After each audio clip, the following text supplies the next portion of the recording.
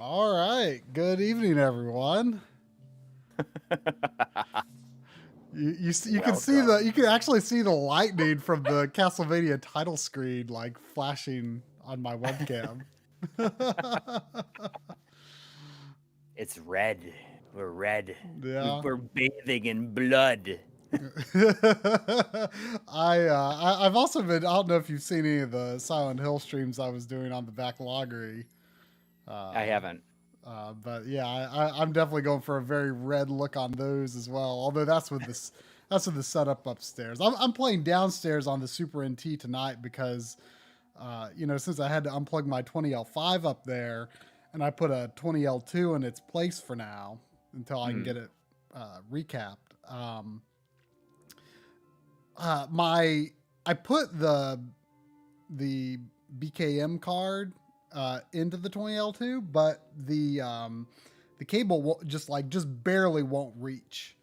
So I can only have RGB or component hooked up there for Oh, I the mean, you don't short have like term. a little a single like cable that you could just couple with another one. I mean, I could, but I didn't want to deal with it for now.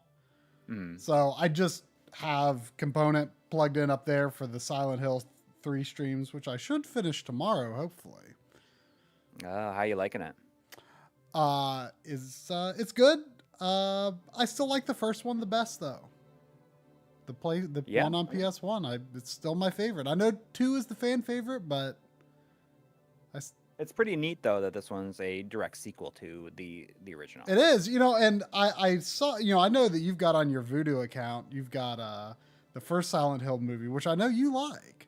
Yeah, And yeah. I I need to mean, get it's around to pretty watching good it. until like the last like maybe 10 minutes of it goes a little crazy. Mm-hmm.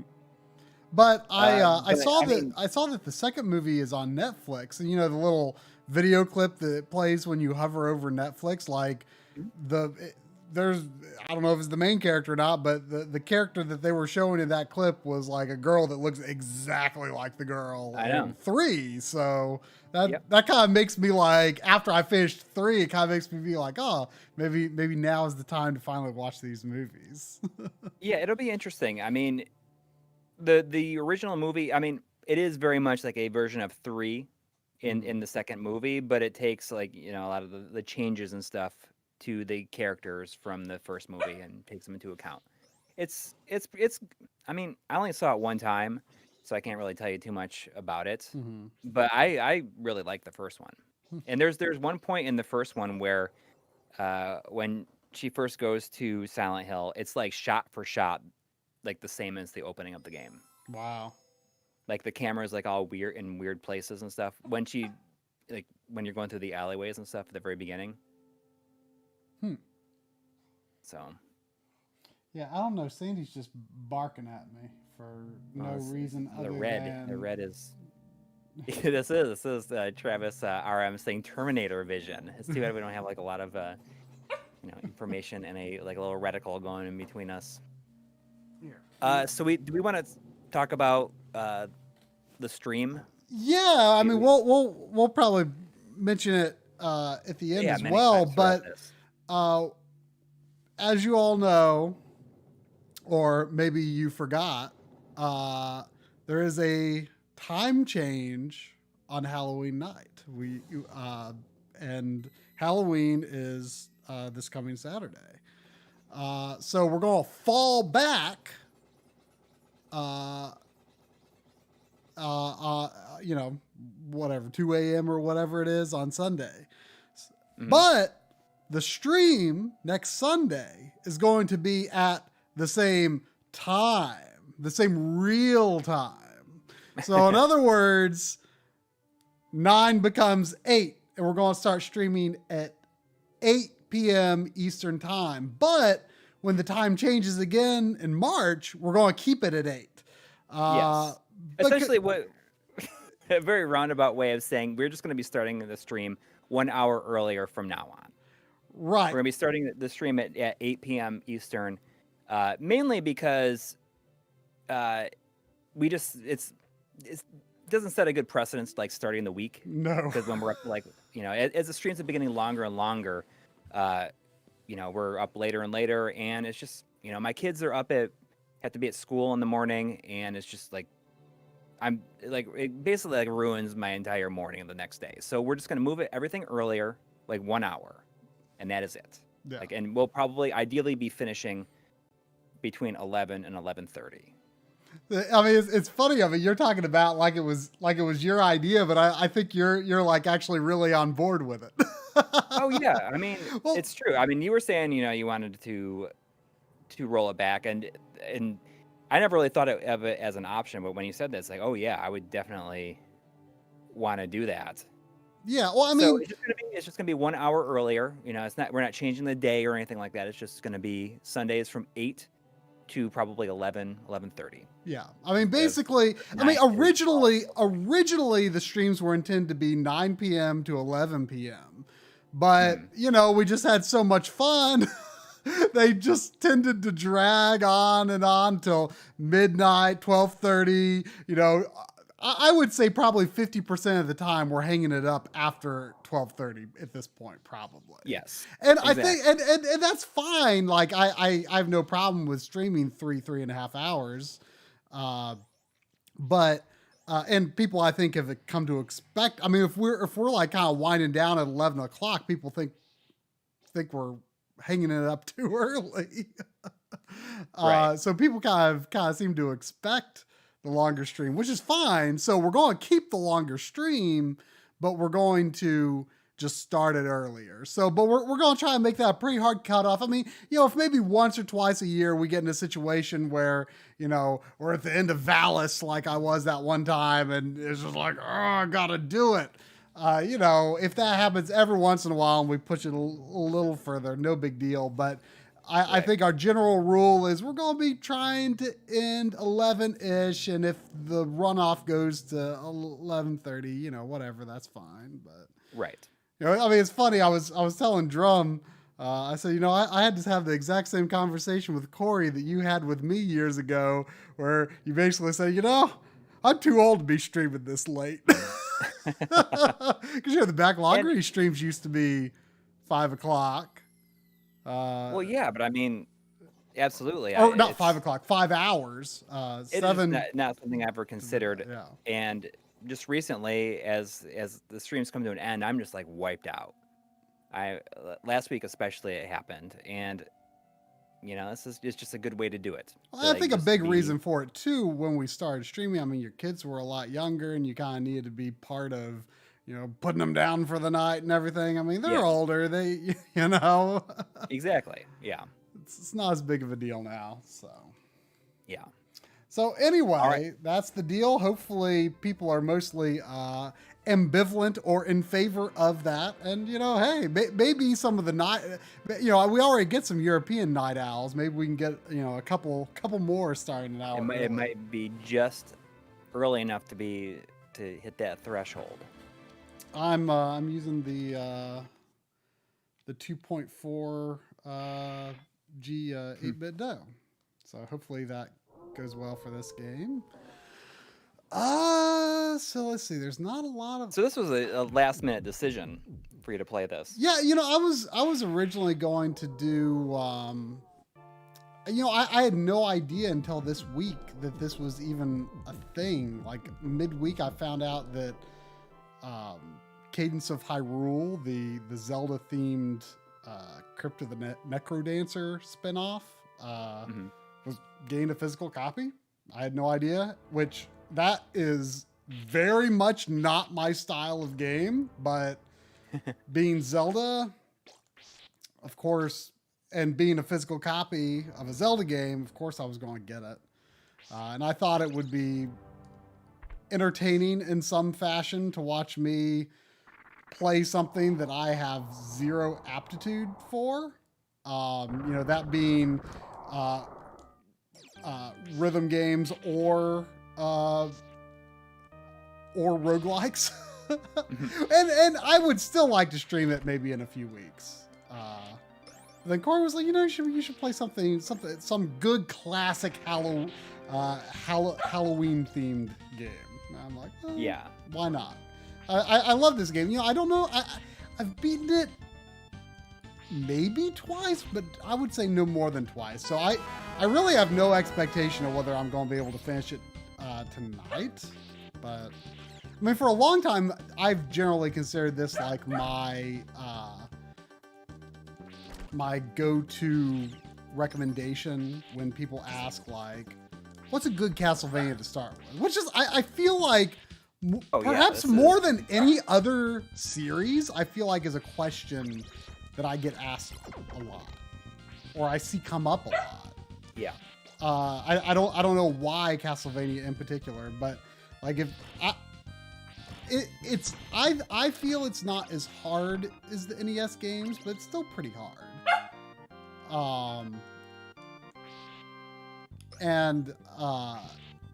I don't know. Something about it just feels like a really good starter.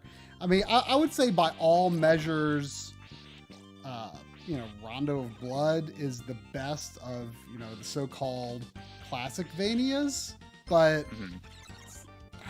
I don't know, for some reason, I think I still prefer like 1, 3, 4. I don't know why. Personally, maybe upon revisiting it, maybe your mind will be changed. Revisiting what, this or Rondo? This one, yeah. I mean, do you think I'm going to like it less? Is that what you're saying? No, you said that you like the NES one's better than this one. No. What I was saying was I like this one and the NES one's more. I see. I mean, like I say, by like all objective measures, I feel Rondo is the best one, but I really like this one a lot. We had $2 Canadian from Vibe Mecha. Thank you. Thank you. It says, I still remember my Dracula password for this game. Oh. You know it by heart, huh? Yeah, I mean, what's interesting is that your passwords don't work unless you enter the same name. Like your passwords are, kind of like how modern games, like sometimes there's a game where you can't back up your file, like it's locked to the system. Or, I think there are some GameCube games, for example, like Animal Crossing, maybe F-Zero, some others. Some people were talking about this in our Discord recently. That you can't transfer without like a special tool or like a homebrew tool. They're kind of locked to the cards. So I guess you could say that's an early example of that, where you have to enter the same name. Or I think you can not enter a name, because if I remember correctly, I think some of the passwords I've seen for this game just hit start, don't enter a name, and these passwords will work. Right, yeah. I mean, I always tend to do that nowadays. Just hit start.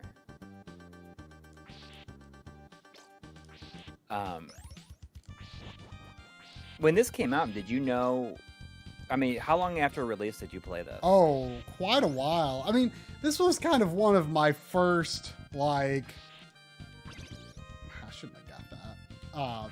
This was kind of like one of my first, like, finds, in a way. Like, I had been looking for this game for a while, and I couldn't find it. In the year or two after I started getting into used games at Funkoland, and I'd been looking for it and I couldn't find it, and I just saw one day when I was checking out, behind the counter from a distance, like I just saw it sitting on the shelf there. I said, "Is that Castlevania 4?" The guy said, "Yeah." I said, "Well, I'm going to buy that too." But yeah, that was, it was kind of my first find. But yeah, it was, late 90s. I don't think I beat it until I was in college. You got $5 from Yeah Buddy. Yeah. Thanks. It says, will you guys ever do a PVM BVM setup video? And we have a lot of stuff shot for it already. I mean, I would say expect it, but I committed a couple days ago that after this EverDrive video is out, and I'm going to do a quick mode video. I've committed myself to doing a Mr. in 2020 video as my next video after that. And I'm very excited to do that. And then after that, I'm going to be doing a studio tour setup video for my place, and then we'll see what happens after that. But yes, I mean, I would expect one. It's just hard to say. We've been talking about it for ages at this point. Yeah, they're going to be separate videos, though. All right, so we also got $5 from For Love of the Game. Thank you. Thank you. Saying Fruit Stripes, Bubble Beeper, or Ouch Bubble Gum. You can only choose one. Oh gosh, is this? I've never had any of them, but I want to say Ouch Bubble Gum. That's the only one that's like. Are these all like '90s bubblegum flavors or something? Ouch sounds a little familiar. Ouch. I mean, I've never been like a big gum fan. Really? I mean, yeah. It's a lot of effort spent for something that you can't even eat. Well, you're looking at it wrong then. It's basically for people to just have do something with their mouth. I mean, in I every guess day, and you have like a taste. It's not. I mean, I understand, but like, I don't know, like I more need something to do with my hands than with my mouth. I guess like sure. I guess I'll like, I mean, not that I use a lot of pins anymore, but back in the day when writing by hand was a more everyday thing of life, I'd have a bad habit of, chewing on like the pin cap. Oh yeah. I don't know. We got $5 from Christopher Beck, and this is a question for you. Ooh, thank you. Saying, when will Analog Frontiers be finished? Well, part 3 should be out sometime in November. As for being totally finished, it'll be in, the first quarter of the year, I would say, for all 5 parts to be out. Yeah, a freelance project took some time away from me working on it as much as I intended to this week, but I don't think it's going to be like I was afraid it was going to be like 70 minutes or something like that. And I'm very close to having it finished being strung out, and I don't think that's going to happen. There's maybe a possibility it won't even be the longest video, but it might be just about tied for it. But it's not going to be as far over an hour, I don't think, as I initially thought it was going to be. So that's good for me. We also got 2 more Canadian dollars from Vibe Mecha, saying, what are your thoughts on the Netflix series? I assume you're talking about Castlevania. And this is a good question because I had not watched it until recently, and I just finished with season 2. Okay. I'm way behind on it. And I thought it was great. Man, when Bloody Tears kicks in that last episode of the end of season 2, it's like, all right, this is like, it's like, I don't know if they can top that. Like, it's definitely an interesting take on Dracula, for sure, I think. And it's interesting how it kind of follows the Trevor Belmont era, complete with like Curse of Darkness stuff, which, I have started and given up on Curse of Darkness twice. Like, honestly, not having played that far into it, just because I was not enjoying even, the maybe 2 hours or so that I played.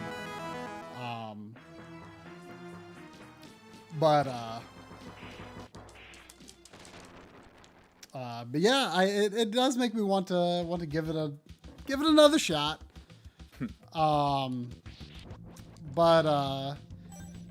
Yeah, season 3 I thought was kind of a disappointment. It doesn't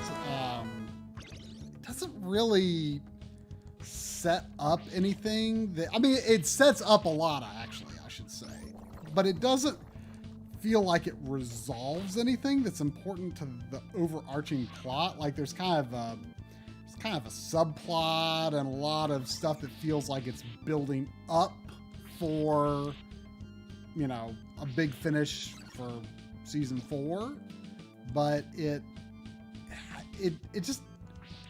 kind of feels like this interim story that doesn't amount to much to me. I definitely thought it was a weaker season for sure. Well, I was very surprised that I mean, it's spoiling it for people, but if we're just going to talk about it, like I was very surprised that Dracula died at the end of season 2. I was expecting, you know, the time period of Castlevania 3 to last a little bit longer, and I'm sure it does all the way through season 3. But I'm wondering if they're going to do like a big time skip so they can have, I mean, whoever's next. I mean, is Simon next? Chronologically, I'm not sure what the next appearance of the castle is. Yeah, I mean, I'm excited to see how they characterize like other, like later Belmonts, because in this it seemed like, you know, the whole line of his family had been killed or died, and you know, he's kind of a buffoon, but also not. And you know, like now they kind of reclaim that glory of, you know, of the family name. I'm wondering if it's gonna, like, yeah, I mean, later, you know, Belmont can be portrayed as like less like just more capable. I mean, it's interesting because you know, obviously season 3 does take place after a lot happens, so you know the characterization of Trevor is maybe a little bit different, but he's still Trevor. Yeah. Did you notice when they went down into the Belmont vault, there was a picture of Leon.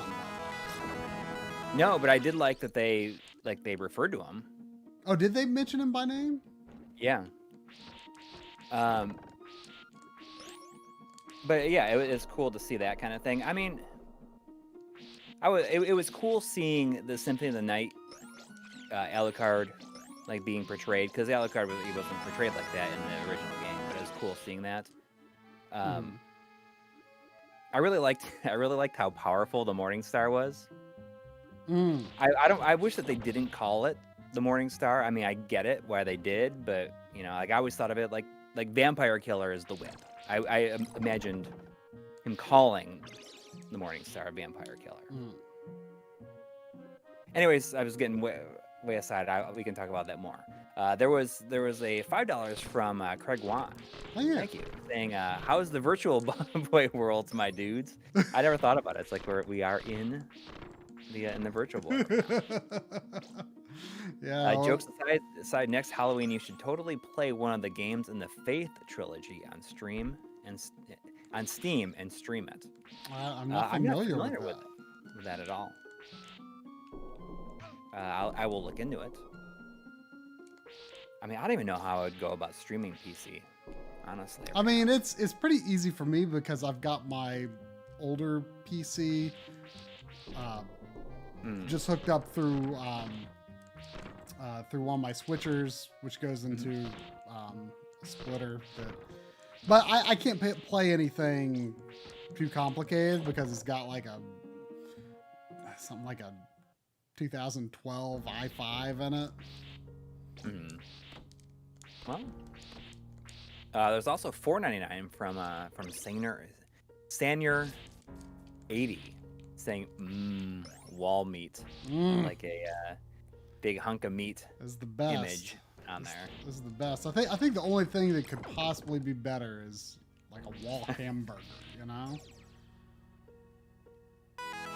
There's maybe two Australian. I don't know. From Melodiodin.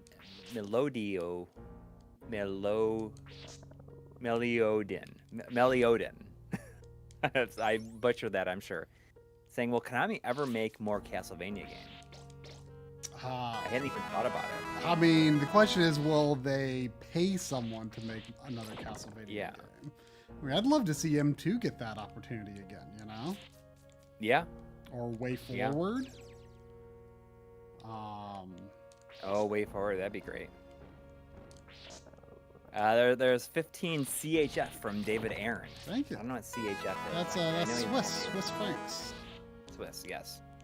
Saying Dracula's weakness is Swiss cheese. I mean, his weakness for his diet, or his weakness in terms of it will kill him. It will literally kill him. Maybe both, probably. There's $5 from Monty G. I sometimes call my son that. Monty G. His name is Montgomery, so I sometimes call him Monty G. Says, does anyone else have fond memories of the original Alone in the Dark? Such a cool, creepy game, in spite of its blocky, polygonal models. Actually, yeah. Specifically on the 3DO. I had a friend that was really, really creeped out by the zombie that appears in the attic at the very beginning of the game, and he could not play it. Like, he would freeze. And he never made it past anywhere in the game because he would freeze on that part. Couldn't play it anymore. There's $2 from Lucas Peruzovich. I don't know what's going on with my pronunciations. I've said that many times before, and I just lost it tonight. Saying Coury and Try are in the R zone. I think is that the name of a Virtual Boy game? I think maybe. Or no, Red Alert is what I'm thinking of. The R zone. I'm not familiar. The Red Zone. There's 5 reals from Rafael Sardi. Thank you. Saying, send it to the only Brazilian here on live. I really like the channel and don't miss a video. I just need translation and all. It's kind of annoying that they're getting rid of the community translations feature, which is, I don't know why they're doing that. They're saying, oh, not enough people use it, but there's some people that use it a lot, and they should not get rid of it. It's not costing them anything to keep it. They're probably just afraid to have features that they don't keep up to date or something. I don't know. And then there was two more Canadian dollars from Vibe Mecca. Thank you. Saying, what is the best 3D Castlevania? Best 3D. I mean, to be completely honest, I liked Lords of Shadow for what it was. I thought it was a better God of War game than God of War 3. Yeah. I agree. I liked it. I've not played the second one, but the thing that I did not like about Lord of Shadow is just in between each chapter. Oh yeah. Patrick Stewart just going on and on and on. It's so over the top. He was not. His role in that game was sadly not very good. Yeah, it was definitely a waste. Yeah. And it keeps on going. And the end of the game, it's an interesting twist. Yeah. but I can't say that I really cared too much for it. I was okay with it since it's I mean, it's honestly a completely separate canon. You know, it's like the Resident Evil movies. You know, they cannot fit in. They just can't be fit into the game continuity. And so I was okay with the twist. It was, but I mean, is it a Castlevania game? No, not really. But I did like it. Yeah. I wonder what 2 is like. Yeah, I've heard it's actually kind of, you know, one of our old Backloggery stream regulars said that it was her favorite like 3D Metroidvania style game, and I didn't know that it was more of a Metroidvania style compared to the first. So I had no idea either. And that is one game that is backwards compatible on the Xbox One. It is, and I actually have that. Do I only have that version, or do I have both versions? I may have gotten the PS3 version back in the day, thinking I was going to play it soon, and I never did. And then I think I picked up the 360 version when I heard it was backwards compatible, because the first game is not a good performing game. At least not on PS. Oh yeah. At least not on PS3. It's pretty choppy. Yeah. But no, I mean, I would say the best 3D Castlevania may be Lament of Innocence. I mean, it's not a high bar. I've not played that one. You know, surprisingly, I've only played. I played Curse of Darkness. Or all the way through. I don't know why I'm saying Lament of Innocence like I'm forgetting the N64 ones. I do think the N64 ones are better than the PlayStation 2 ones. I actually think the N64 ones are quite good. You know, our good friend John Linneman is a proponent of those as well. I'll have to. I mean, I should play Lament of Innocence. I've wanted to, but I've heard that it's just every room looks kind of the same. Yeah, that's the biggest problem with it. Really good music though. I mean, like the music for the last area is incredible. Really? Oh yeah, it's one of the best tracks in the whole series. The title of that theme is actually Lament of Innocence, but it's like the last area that leads up to the throne room, and it's actually rather surprising who the final boss is.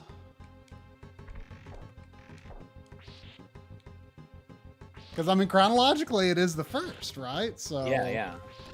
It's well, Castlevania Legend was originally. It was originally the first, yeah. Sonia Belmont. Mm-hmm. We got five more dollars from Yeah Buddy.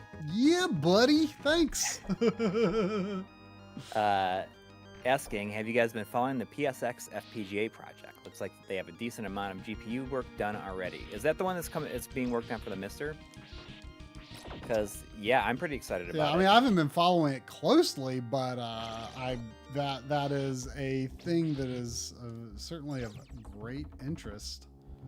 Yeah, I saw that I got an email today that our X stations are set to be shipped either tomorrow or the next day. Oh, good.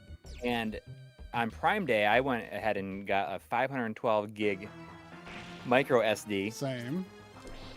And I thought I got it because I wanted to make sure I had enough space for like anything that I would want, and I feel that is not going to be an issue.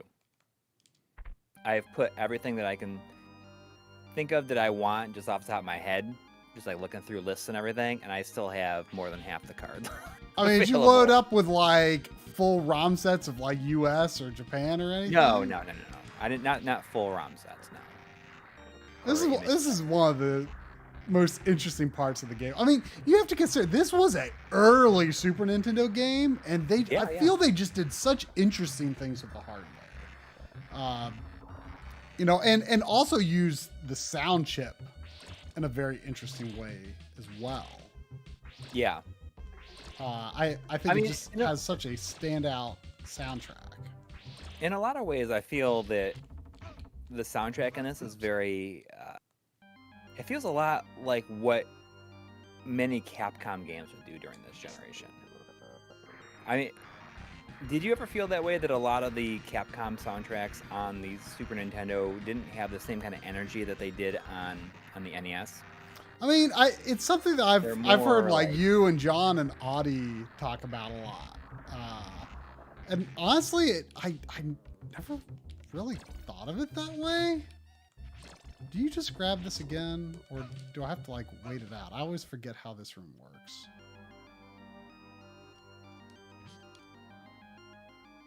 I mean, okay. I like Capcom's. What'd you say? I said, go ahead. I mean, I like Capcom's Super Nintendo soundtracks, but I would also... I guess it never occurred to me to be disappointed in them, per se. But I always... I guess I would agree that their NES ones are a lot better. I mean... You know, like Capcom versus Konami on NES. I mean, it'd be a toss up, but I might give the edge to Capcom. On Super Nintendo, I mean, I'd say it's no contest. It's Konami. I don't know. It's hard to say. I mean, Capcom and Konami on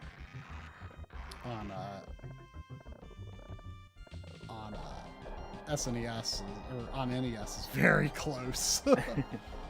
Very close. It's interesting because I think about Capcom soundtracks on the Super Nintendo, and I think the only one that's really, really memorable to me, at least off the top of my head, I'm probably missing some, but like Mega Man X is the only one I feel was really, really memorable. Yeah, I mean, and that's definitely the first one. I think. Yeah, but that's different. That's more of that's an arcade soundtrack, and that's not one that is. Was designed to be on the Super Nintendo from the ground up. I think the Mega Man 7 soundtrack is extremely underrated. Really? Yeah, I love the 7 soundtrack. Really... The Cloudman theme is so good. Yeah. Cloudman's theme is just incredible. But I think all the tracks in that game were really good, actually. Yeah.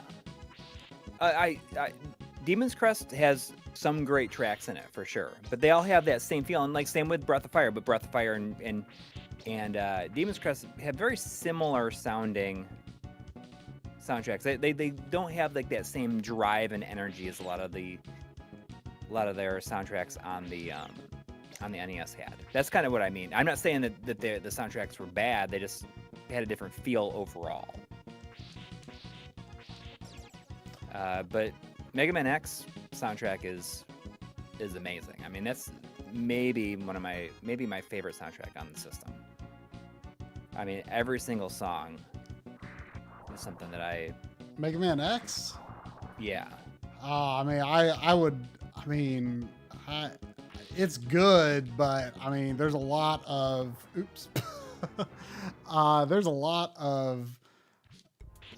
Square and Nintendo soundtracks I would easily pick over Mega Man X.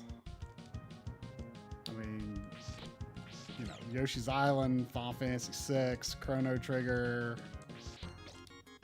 Mario RPG. Yeah, I mean, it's just the same way. Like that's where I think our musical tastes diverge, because until Mario Galaxy, I never really felt that any of the like Mario music did much for me beyond being something you would hear, like just have like stuck in your head for a little bit. I mean, Mario music was never something that I would say I'm gonna listen to this outside of the game. I mean, I think Yoshi's Island is definitely a big jump over like the normal Mario games. in terms of the compositions. I mean, I agree to some extent that the the main Mario series games, the music is maybe not amazing, but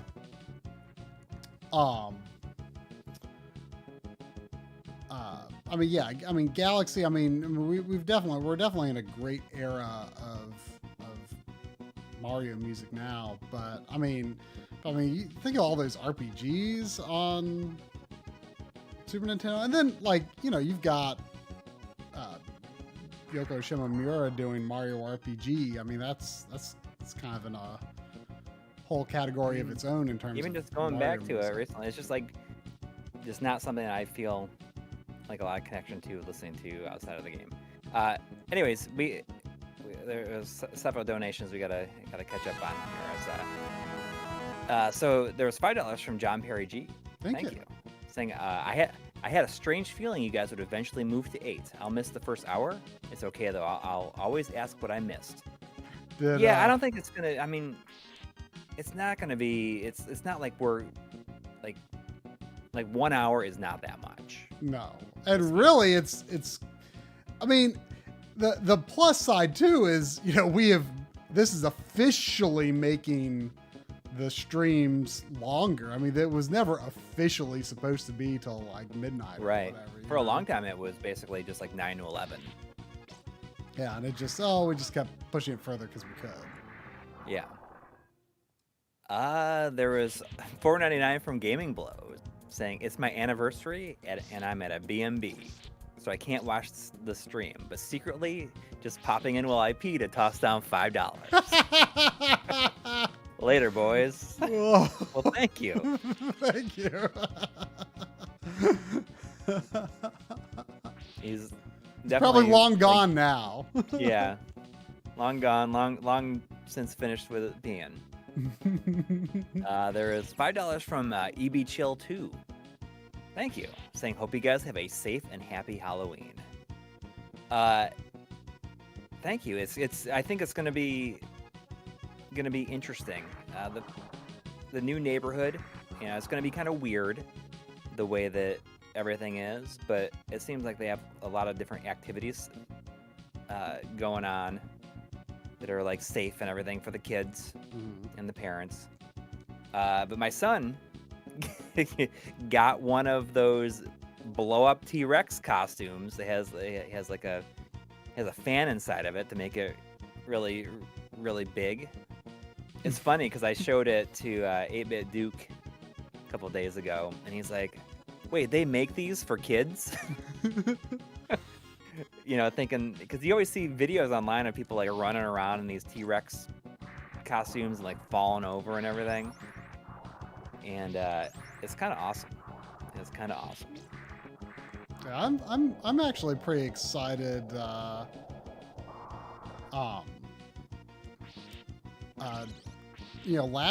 Last Halloween, Drummond Lynn and I played Man of Medan, which was the first of that, sort of anthology from the Until Dawn developers. And it was okay, not necessarily, I think, the right genre of horror for a horror game necessarily. But this year, day before Halloween, Little Hope, which is the second game in that series, is coming out, and so we're gonna play that on Halloween this year. Should be cool. Yeah. So that'll be next Saturday night over on Backloggery, if anybody here wants to listen to that. There's $5 from Vanessa saying Street Fighter 2 in terms of the soundtrack discussion, and I totally agree. But I mean, I think of it as an arcade soundtrack. It's not something that was built to take advantage of the Super Nintendo sound chip from the start. I do love the Super Nintendo version of Street Fighter 2 music, with all of its brass instruments in there. And $5 Canadian from Vibe Mecca. Thank you. Saying, any thoughts on the RetroPad 32? I now mainly use a digital PS1 controller for SNES and PS1 analog control for Dreamcast and GameCube. I'm not familiar with the RetroPad 32 is. I'll look it up right now. I do like the good old digital PS1 controller a lot, though.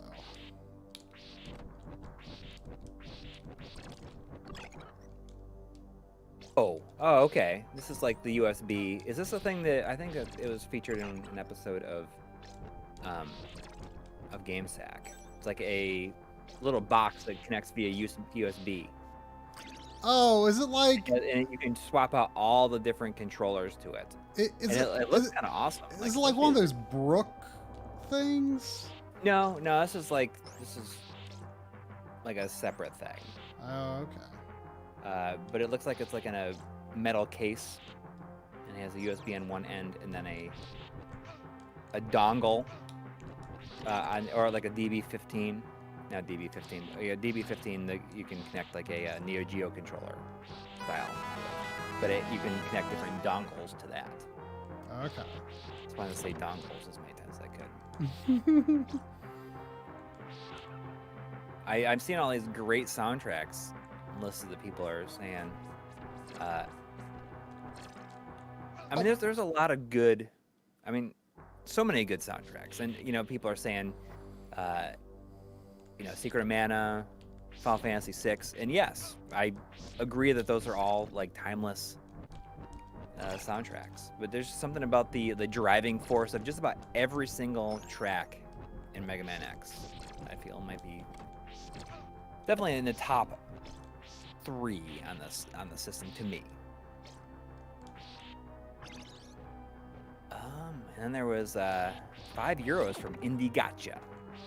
Thank you. Saying, how is the teased video on adjusting geometry of your TV that you mentioned way back in the 240p test seat coming along? There's a bunch of stuff shot for it. Try shot a bunch of stuff with Steve, and it'd actually be good because if you're going and he's going to be working on your 2005, you can shoot a bit more with it. Yeah, maybe. Depends on how that works out, but yeah. Yeah. He's actually been working on my Commodore this week. Mm-hmm. The main reason he needed to work on it was because the tube was like loose in the case, but otherwise it was in like immaculate condition, externally at least. And he checked it out inside. And he said it is just pristine. He said, I mean, all the caps look great. He wouldn't recommend changing the caps yet. Even though, as he said, it's a few months older than he is. It's a 1983 model.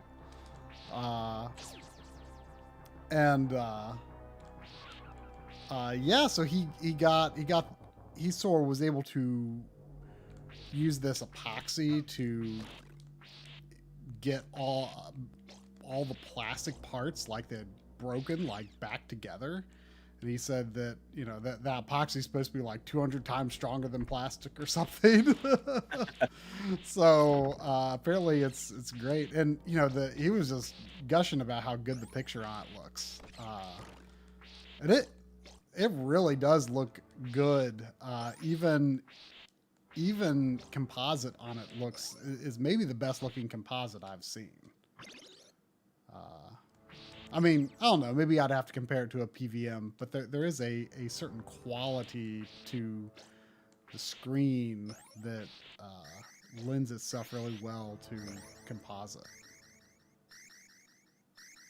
We got $5 from For Love of the Game, saying Genesis soundtracks better than SNES tin can sounding music, percussion not included. Hattori Hanzo the second is way ahead of me and saying, as long as it's not gems, right? I mean, I would go as far as to say that I don't think I've ever heard a gem soundtrack that I liked. And really, I think that when people think of the Genesis music not being great, they're thinking of Gems music because it was so prevalent in the second half of its lifespan. And why don't you explain what that is for people who don't know? GEMS, like, what is it? Like the, I don't remember what it stands for.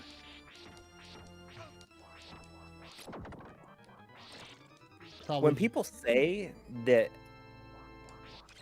the Genesis soundtrack sounds like farts, they're thinking of Genesis. So GEMS stands for Genesis Editor for Music and Sound Effects. It's a sound driver for the Mega Drive, for the Sega Mega Drive. And it is not great. What are some common examples of games that used it? Got like basically everything, like from the second half. Like mostly American games, though, right? Yeah, I mean, it just like. I wonder if did Alien Storm use it? I don't think so. Okay, so here's the list. I'm looking at a big list. I always think of like Batman Returns as being like such a bad soundtrack. The X-Men games have really bad soundtracks. But you know, I don't know. I feel like it's popular these days to say that the Super Nintendo sound chip has no character, and I very much disagree. But I have come to really appreciate Genesis music as well. It definitely has a more, I mean, it's, you know, it's a more synthetic sound, which is, you know, for video games, totally appropriate. And a lot of people did some amazing things with it. But you know, to just say just because Genesis sounds amazing means that the Super Nintendo has no character, I think is very much untrue. And I still think that Super Nintendo sounds like video game music in a good way. And I think this game is a fantastic example of the sound chip being used in a unique way because it's very atmospheric. This in particular, I don't really think sounds like typical game music. It's especially for its time. Yeah, just very atmospheric, very different. Yeah, I mean, you just look at all the stuff like from the early years of the Genesis before everyone started using, and it looks like it was mainly like Western developers are the ones that use GEMS. Yeah, that's the impression I've looking at the list here. Further, I think promoting the idea, at least to me and like a lot of my friends, that Western games were generally not considered to be that great during those years. Yeah, I mean, especially on, I mean, there's a lot of PC games that people. Right. I mean, consoles. I think. Yes. I mean, Japan was just dominating on console game design. Right. I mean, not to say there are no good Western console games, and definitely, I think Europe, I think was way ahead of America. On console development at that time as well. Like, I mean, honestly, it wasn't until like early 2000s that I started being all that interested in more than a small handful of American games, to be quite honest. Like, you know, mostly because I was not into PC gaming, so I wasn't really exposed to, you know, the one area where American game development was in a pretty good spot. There's $5 from Nicholas DeLeon. Thank you. I'm saying, I don't know if it's my favorite soundtrack, but I really like Snatcher's music. You don't hear jazz too often in games. The soundtrack in Snatcher is great. The opening music is amazing. I mean, I vividly remember the first time playing that and hearing that music come in for the first time, and you see the fire coming out of the smokestacks and the rest of the city fades in. You got to play that game. I know. You really got to play it. I know. I mean, I remember getting that from Electronics Boutique. I had it pre-ordered, and before Kojima was cool. yeah, yeah. I mean, I think about it because I saw it in so many game magazines at the time. I always see that picture of the guy with his head twisted off. Man, this room is giving me some trouble. I just got game over. But it is you really got to play it. I mean, you could easily finish it in a weekend. Oh, I'm sure.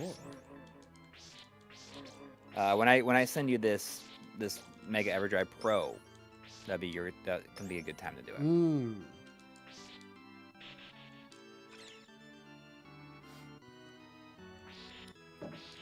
Oh, $2 from Aaron Welsh saying Snatcher stream, do it now. You streamed a yeah, but Snatcher. I don't want to try to experience it that way. I mean, there's a Yeah. lot of That's a game you gotta pay attention to. yeah. Story driven it's a great games. I really can't stream unless I already know the story. Right. Right.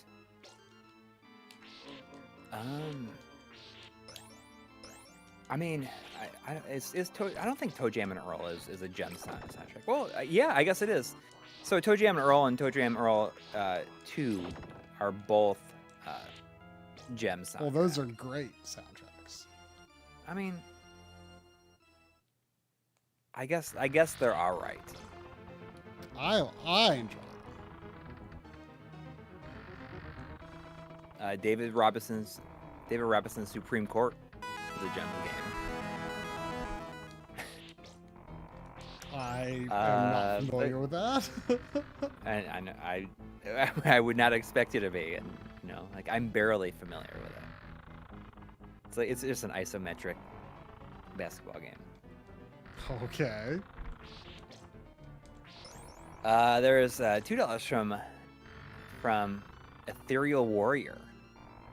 Thank you. Saying first night hit the floor bricks for a secret. The first night. I assume I haven't been watching the stream in a while. I've been looking at gem soundtracks. So just so you know, if you die and you start over, the first night hit the floor bricks for a secret.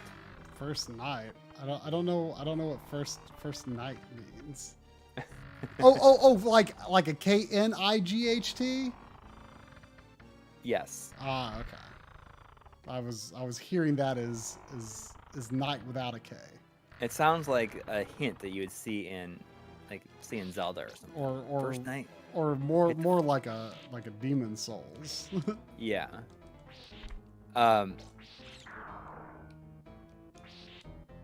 So, kind of on the talk about Zelda, I'll answer these other questions in a minute. But it's just so funny because, so my son has a friend from school, and he was over here a couple months ago,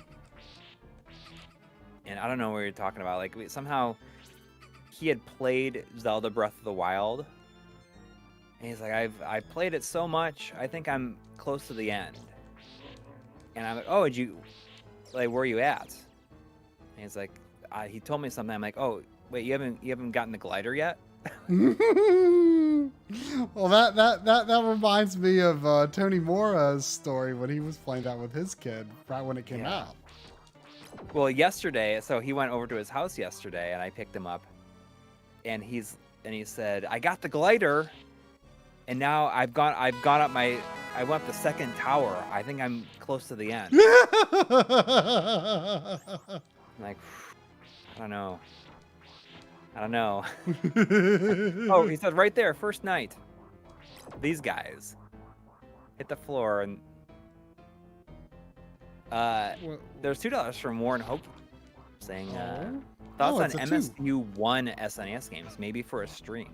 I tried to talk trying to playing an MSU1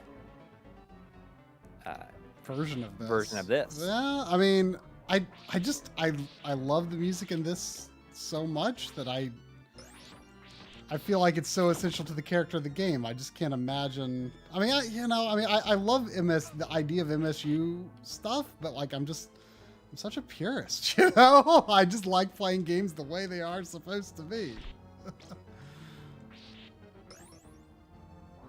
I mean, it's if it's something you play a lot, I think it's worth experiencing the other ones, the other soundtracks and stuff. Sure, but you know, I don't get to play this every day. Mm-hmm. Yeah, I could play it every day if I wanted, I guess. Yeah, why am I not getting rid of those from things? Andrew Edens saying, please play Snatcher. It's so good. Oh, I mean, I will play it someday in the next 40 years. Promise. You should make it a point, just like in January, spend a weekend playing it.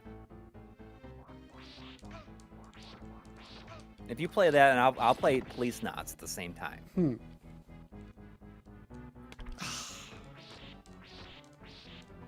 All right. Man, I am doing bad on this level.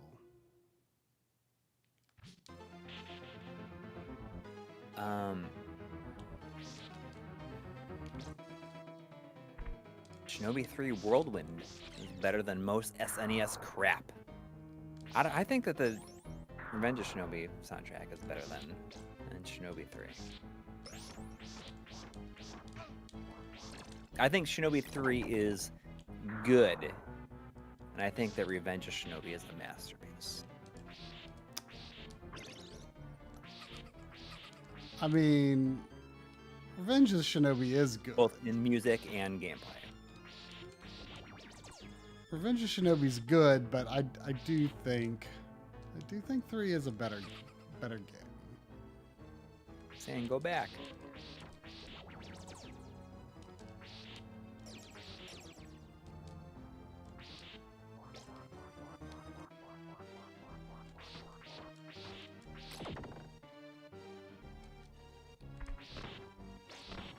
Yeah, Artemio in here. Ah. He's talking about Genesis music. He should post a link to his streams that he does, where he plays game music for like hours. And sometimes he'll play the game. Sometimes he'll just like let it go. It was pretty awesome. I was just talking with Artemio because he was, you know, something that I had completely missed. Were you aware of the YUV palette for PC Engine? No. I mean, it kind of blew my mind. So this is something that's been implemented into Mister. The Artemio, Risha, several other people, I forget all who was involved, were working on translating the colors that you get with composite video from a PC engine and putting those back into an RGB format. Because something I didn't know is that the PC engine, I guess, internally determines the RGB values. It's not just like going through like a generic encoder, I guess, as far as I understand. Like it's actually, you know, done internally. There are you know, YUV values for it. And some of these colors,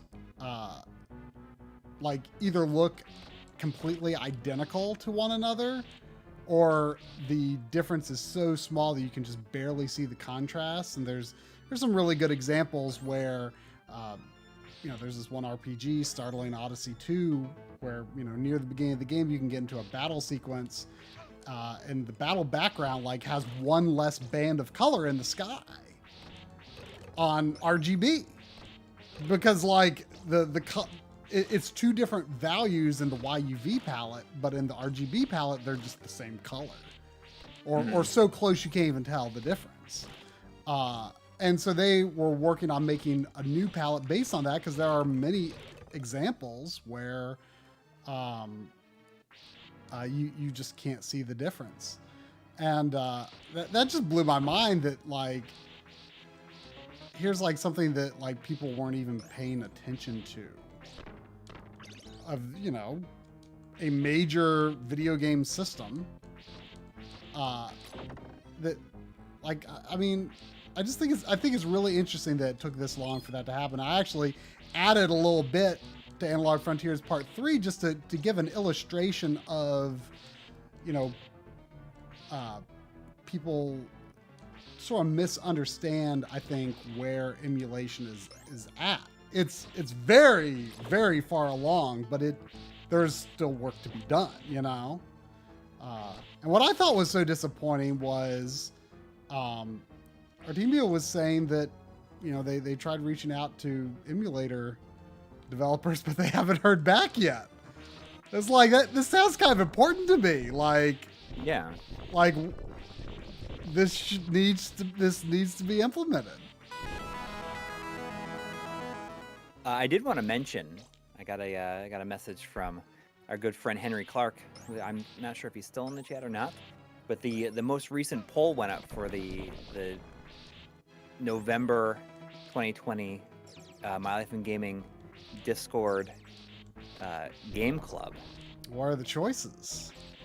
The choices are DuckTales and DuckTales Remastered. Ooh.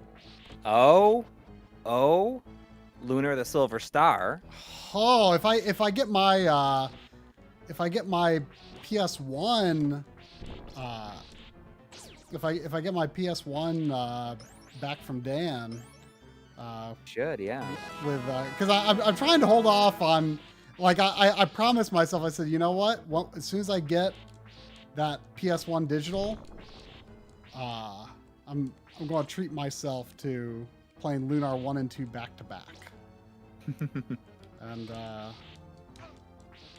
so yeah, if I have time between working on Analog Frontiers Part 3, I will absolutely join in that if it's picked. I might, even if it's not picked. What else is there? There's Burnout 3 Takedown.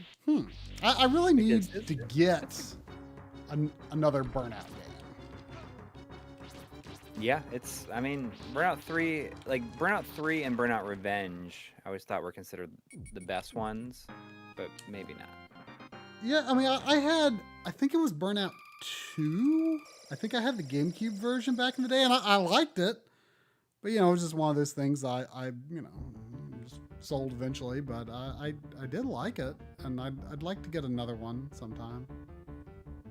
And the last is Hades, which I've seen a lot of people talking about, but it's one of those randomly generated roguelikes. Yeah, it sounds it sounds like it's got good ideas for a roguelike. I mean, you know, not really my genre, but it does sound cool. You know, I'm sure it's going to get a physical copy, and I'll probably get that. But like, I was hearing this pretty long. Like, apparently a whole lot continues on from run to run, which sounds nice.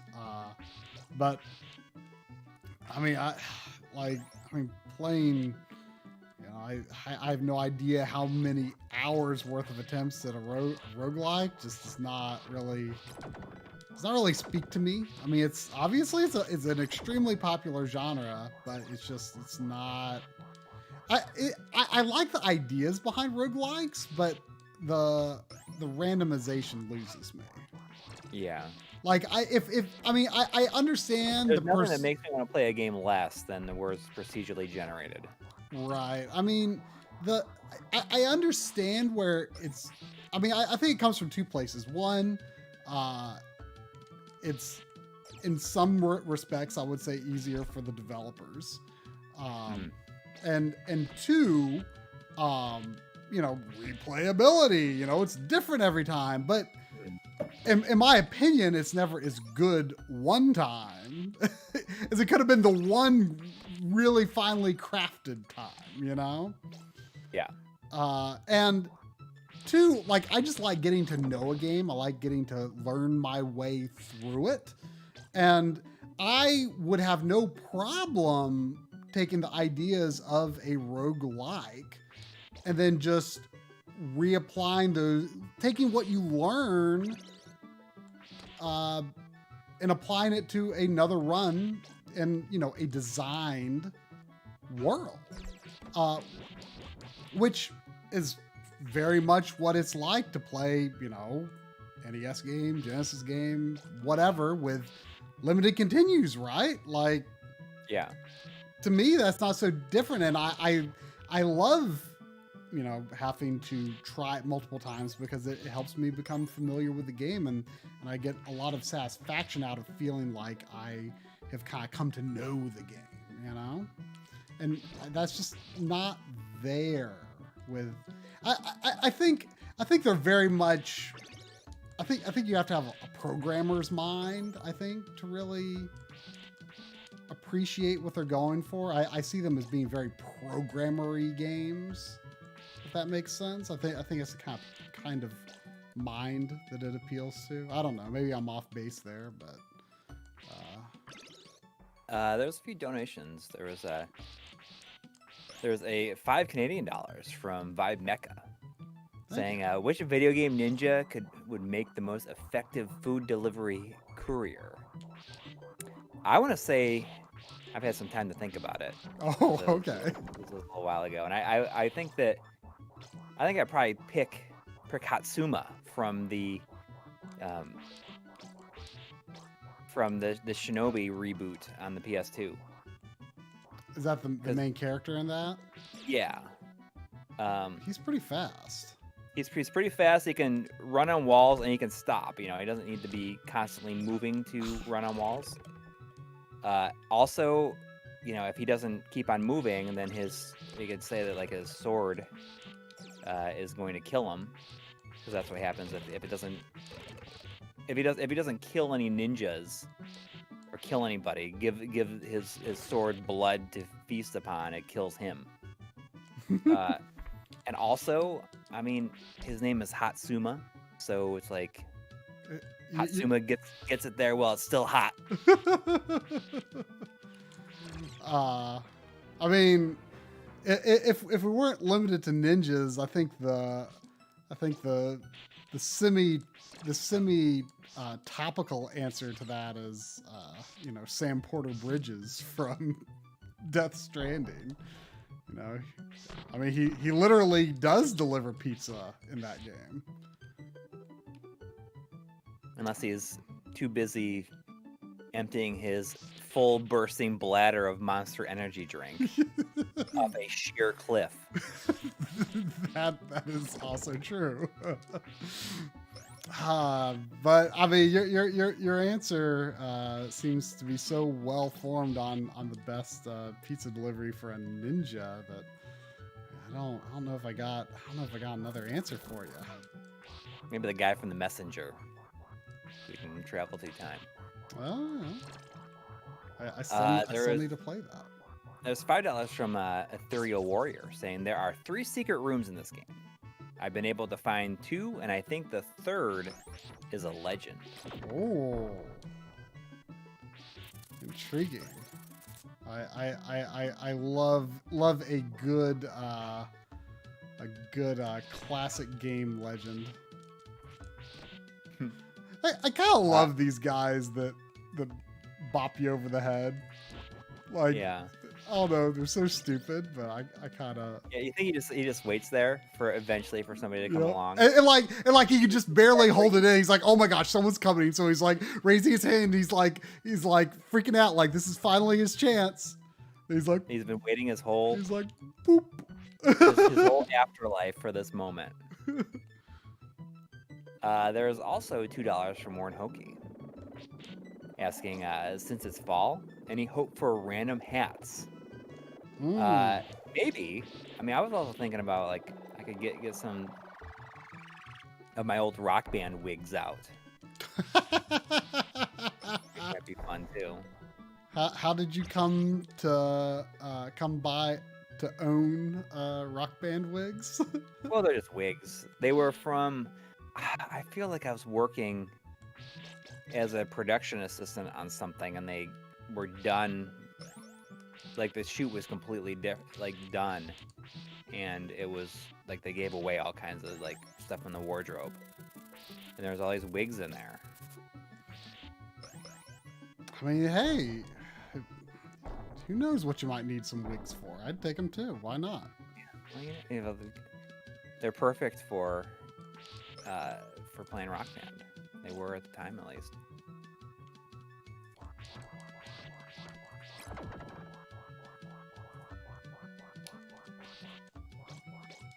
Yeah, I'm surprised that it's funny. We were just talking about how you know, speaking of GT Beakerman is saying, sure would be nice if Limited Run could hurry up with Panzer Dragoon, and it's just really funny because I have like a lot of orders in with Limited Run, but I've gotten into this rhythm where I basically wait until like the last possible day that something I want is available, and I will put it into a big order with everything else that I want that is currently available. Yeah, I mean, because their shipping's not cheap, you know. I've only got one shipment all year out of everything, and finally, the way forward stuff that I ordered back in January finally shipped, which will be my second one. I've only gotten one other order, which was like Real Mist and Streets of Rage 4. Yeah, I have not gotten many either. I mean, mostly stuff that like there were, you know, since they do so much Switch stuff nowadays, almost everything is open pre-order. So right, yeah, I've not gotten that much stuff either. But yeah, it's because all this stuff is bundled together. I mean, I used to just like order stuff, but I mean, man, you know, the shipping adds up, so it does save you a lot when you can bundle them together. Yeah, I'm glad my way forward stuff is about to ship. I've gotten a few things this year, but not much. I mean, I've ordered a lot. Only the second order that I will have received when it arrived. But I forget what all is with it, but there's one order where everything is ready, but it's being held up by the Chex Quest big box, which is like one of the very few big boxes I would even consider, like the very few like PC games that I would really consider getting anything for. I was like, oh, Chex Quest. Why not Chex Quest? But now I'm kind of like, oh, I wish I had those games. There's $5 from Jonathan Hinson. Thank you. Saying, performing a server migration at work and had a moment to stop in to see what you guys are playing. Hate missing the stream tonight. You can always watch the archive. Yeah. At least there's that. I see Mellow Gaming is asking, anyone else order the Ikaruga soundtrack from Data Discs yesterday? And I did. I had not bought any video game soundtrack vinyl in quite a long time. I guess the last thing I bought was the Ease 1 and 2 that I got from Streaming Arrow. But other than that, I haven't gotten anything from Data Discs in a long time. But I saw the Ikaruga and I was like, I gotta do this. And I didn't even go for the black and white LE. I just really liked getting the pure white vinyl of it. So yeah, I ordered that yesterday. I just couldn't say no to that. But what's interesting is the Ease 1 and 2 that I ordered a long time ago. I guess those are like they're really sought after right now, and I didn't realize that I think maybe a lot of people just missed that they were even available. As for Ikaruga, yeah, I mean I've always just said Ikaruga because that's just how it's always been. You know, like how I've always pronounced it. So when I say it, that's usually how it just. It's not a word that you say out loud very often, you know? Yeah. Not a lot of chances to get practiced with it.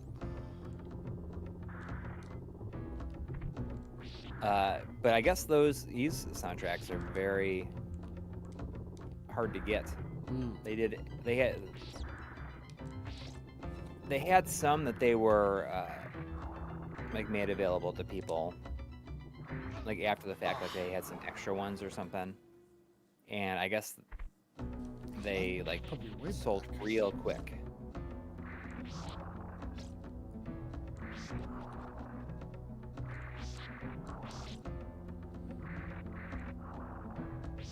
Oh yeah, they missed a chance to make it black on one side and white on the other. I have no idea that they would be able to do that though.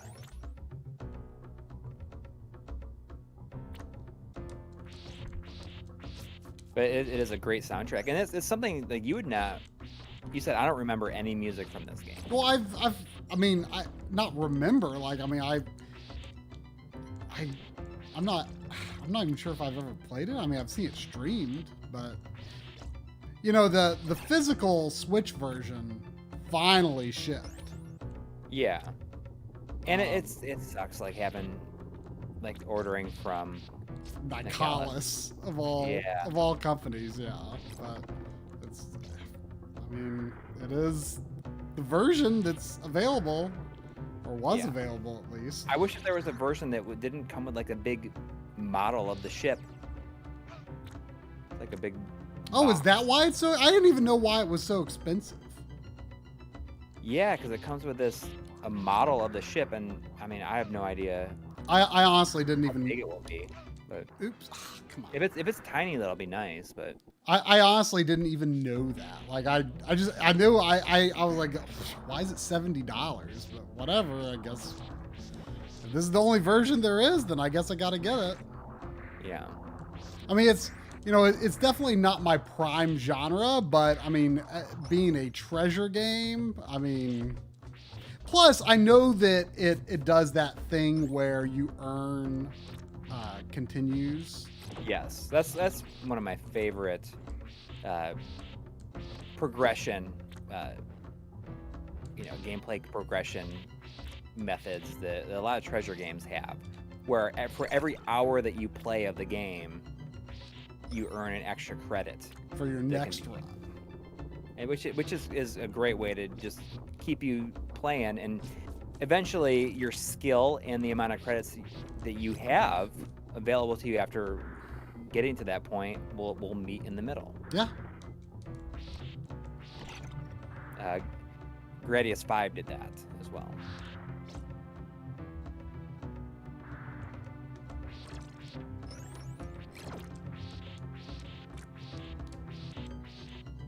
Yeah, I mean, everything is... It seems like with all these limited or these, like ordering from these physical copy companies and stuff like that. Like the wait time on everything is so extended now that it doesn't even register with me anymore. After I order it, I forget about it for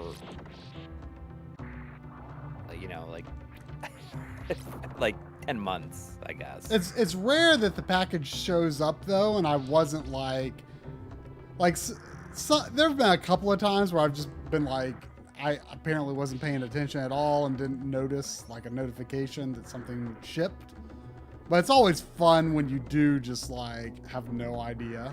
And it's like, oh, this. Yeah, once again, it's like the old days when you didn't know a game was coming out. Yeah, I think Streets of Rage 4 is one of the games that's being held up by that Chex Quest box. Like, Yeah. there's several things that are just ready to go, but Yeah. So, are you gonna? Did you order the limited edition of the Fire Emblem? no, I mean, I guess it sold out super quick, which makes sense. But I mean, it's so annoying. it's There's just a the code download box. code, and the actual game is only like $6. Mm. It's interesting that it's not Virtual Console though.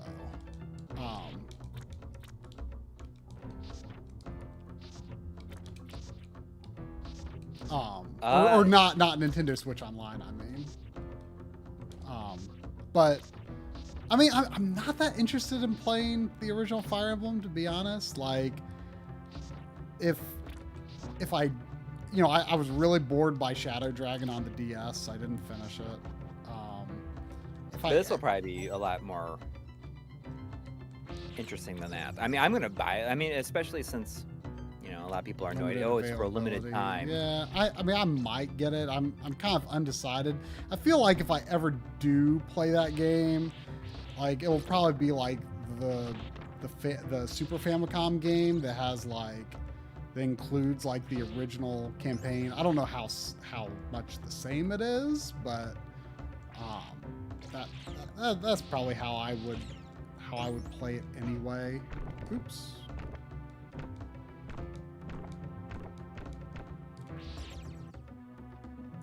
Yeah, I mean, we both got our Xeno Crisis from for the Switch from Strictly Limited, I think it was. Oh yeah, yep, that came. And I feel like we ordered that last year too, or maybe early in the year. I don't know.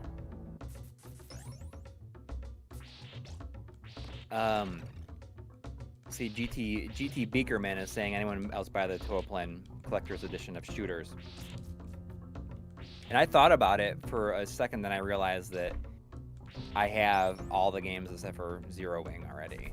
So there's no reason for me to do it. Although, I mean, Zero Wing is it's a good one to get. Maybe I will buy. I wish that they didn't come in like these bright colored cartridges. I love these upside down skeletons too. They're just.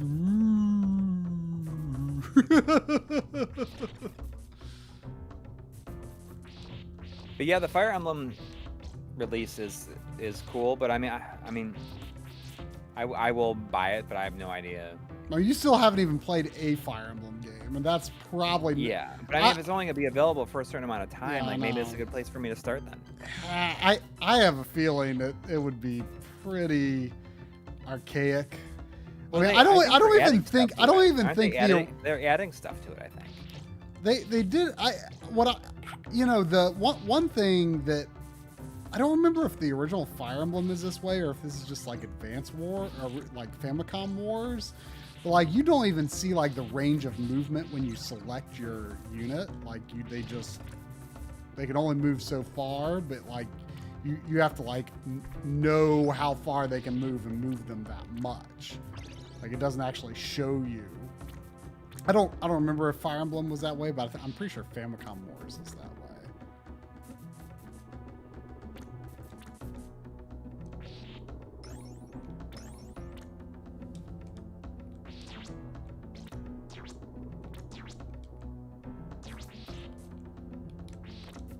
Yeah, like I say, I'm just not that interested because if I'm going to play that game, it's probably going to be Famicom version anyway. I need to look at the trailer again. There was some screenshots, I think, on the Best Buy listing, and they had some bad scaling. There was definitely some non-integer action. we got $49.99 from Insurrection Industries. Howdy, Matt. Thank you. Saying this is totally still the best Castlevania game for buck. I mean X on Sega CD or SNES, Bloodlines, Aria, Symphony of the Night are all 100 plus these days. Best for an affordable price for the money. Yeah. Yes. This is the best for the buck. This is banned for the buck champ. I can't believe the Game Boy Advance games got so expensive. I have or the DS games. I don't know if all of them are, but it's amazing to me they got expensive. But yeah, this is such a good game and such a great introduction to the series, I feel. Oh, I'm almost out of time. Huh. Can I get to the next room? Wow, so Portrait of the Ruin is that expensive? I got a Portrait of the Ruin pretty late, but I bought all three of the DS ones. Not even that long ago. And the Portrait of the Ruin I got was fairly cheap, and it was sealed. Ecclesia is stupid expensive. It's so crazy to me because those games were coming out so, you would have thought they were popular as much as they kept doing them. Well, speaking of stupid expensive, you found out how stupid expensive Monster Boy is. Oh yeah. Because what's interesting is that I bought the physical version on Switch. And we had a review copy that's technically on your account, but we've linked your account to my Xbox. But when we played through it like pre-release, we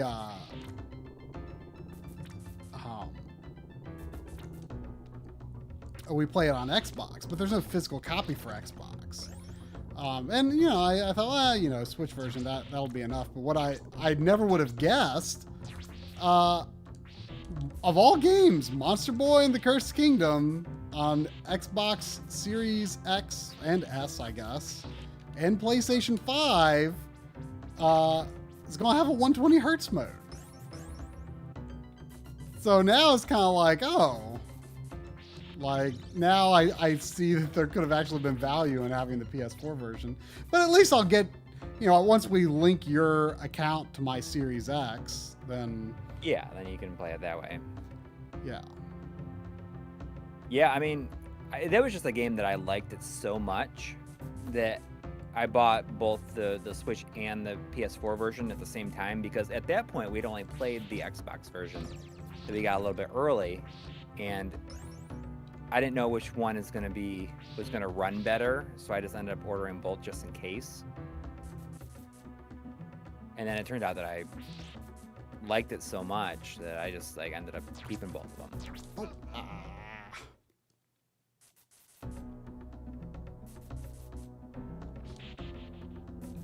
Because generally, you know, with 2D games on the Switch, I expect them to run like pretty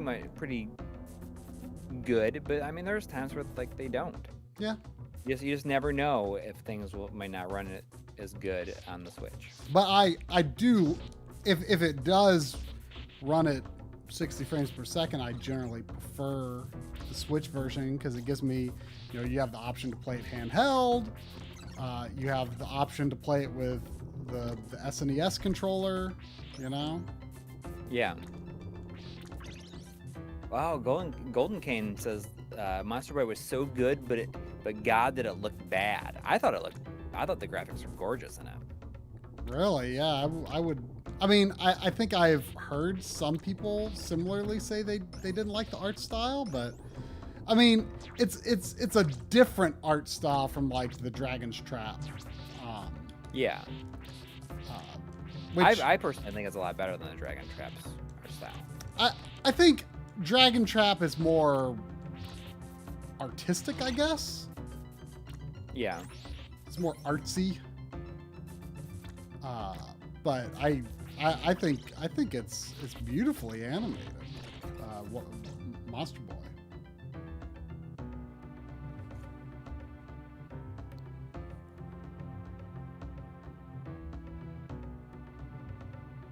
But I mean, love the music in Monster Boy. I mean, it's darn near close to my game of the generation. I think it's probably at this point we need to admit to ourselves we're probably not making that best games of the generation video. About 2 weeks. I mean, yeah. I mean the reality is, like, even if you are editing it, I mean, it would still take so much of my time away from Analog Frontiers that it wouldn't be worth it, you know? Yeah.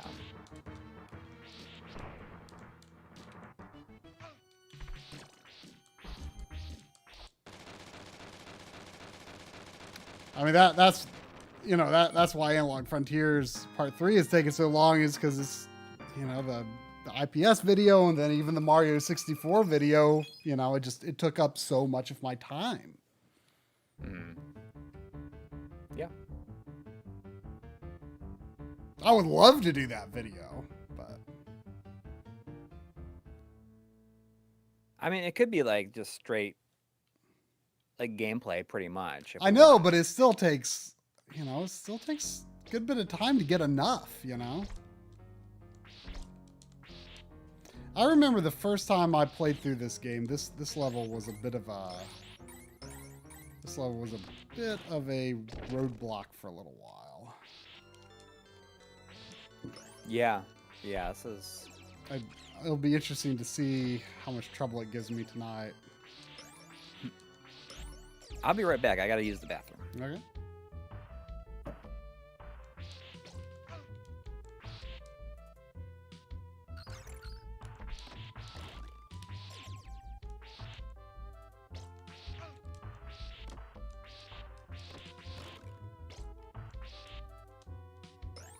I don't remember what it was about this level. Like, I mean, a combination of being difficult.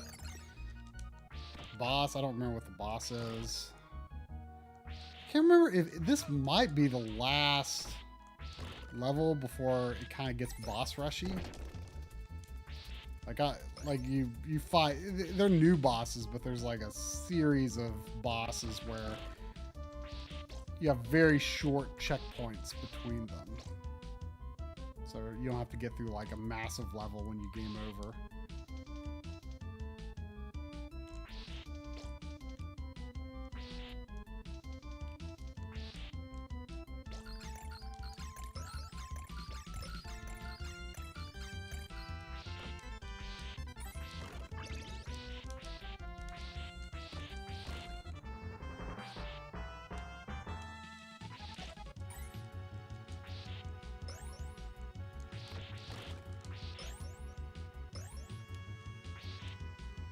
Too late to jump up there, I guess.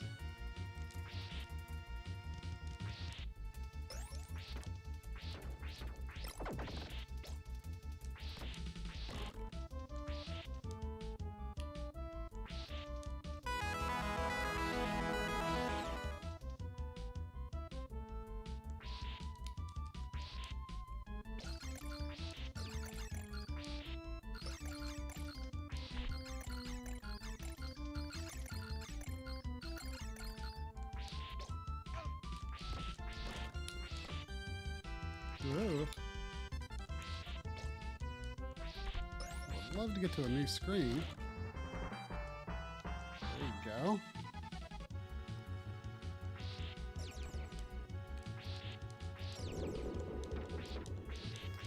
Man, this game really is so good, though. I mean, I don't know what it is. Like, I do feel like by every objective measure, Rondo is the best, but something about the NES and SNES. I mean, Dracula X, obviously not the most amazing, but this one is what I mean. And of course, Bloodlines is great too. I need to beat Bloodlines again. I've only played Bloodlines to completion one time.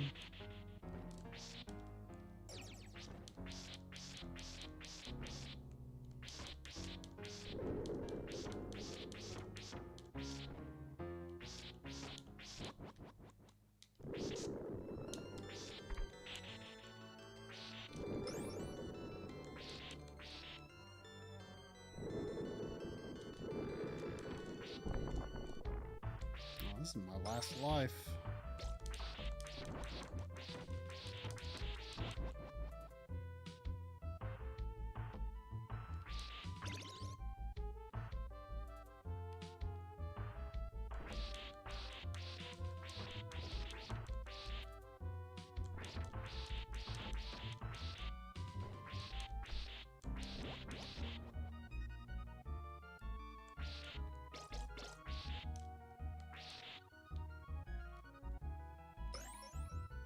Sorry, I'm not chatting much while Coury's away. I'm not as good at paying attention to the chat when I'm not when I'm playing a game. I mean, not that I'm all that good at it, even when I'm not playing. But when we were talking about, I will add donation in just a second. When we were talking about Monster Boy, though, it's really expensive now. Yeah, I mean, I was looking at the PS4 version. It's like 150. What about the Switch version? I have no idea how much the Switch version is. I'm assuming that it's very similar. Yeah, probably, if not more but so.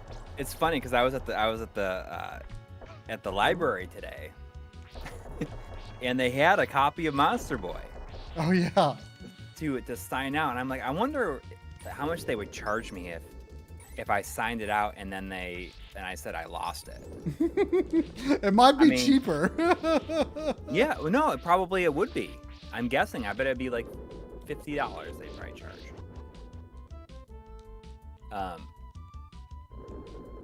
But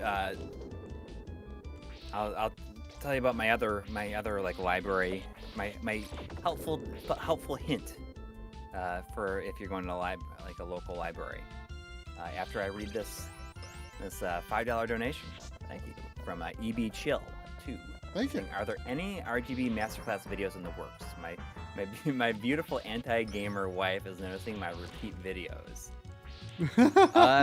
There's like a full-in production right now, not right at this moment. I mean, there is a lot of footage shot for the CRT geometry episode, there's but a lot like of stuff coming, and it's.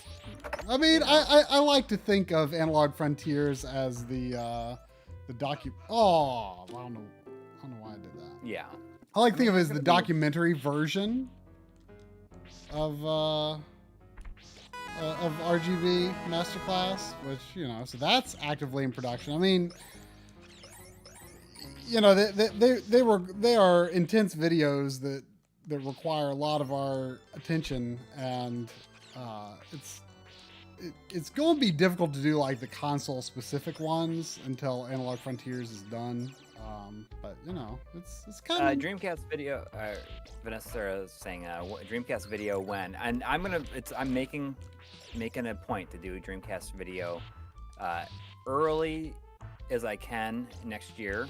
What I might do is like get most of it like written, so that as soon as the HD Retrovision cables are available, because that's like, honestly, the HD Retrovision cables are such a small part of it overall that I think that it's, you know, we could write everything else that there is to write. Mm-hmm. And it even go as far as like make it if we wanted to, and just like have that part that needs to be done. Right. That's like an approach that I would like to try to take at some point in the future. There's also 6 Brazilian reals from Winkler Kirchner. That's like one of my favorite names. Winkler Kirchner. Thank you. Saying, I really admire the work that you do. Although I don't understand almost any English, I always watch the videos from beginning to end. Well, thank you. Winkler from Brazil. Well, thank you. That means a lot. Hopefully you get something out of it. Yeah.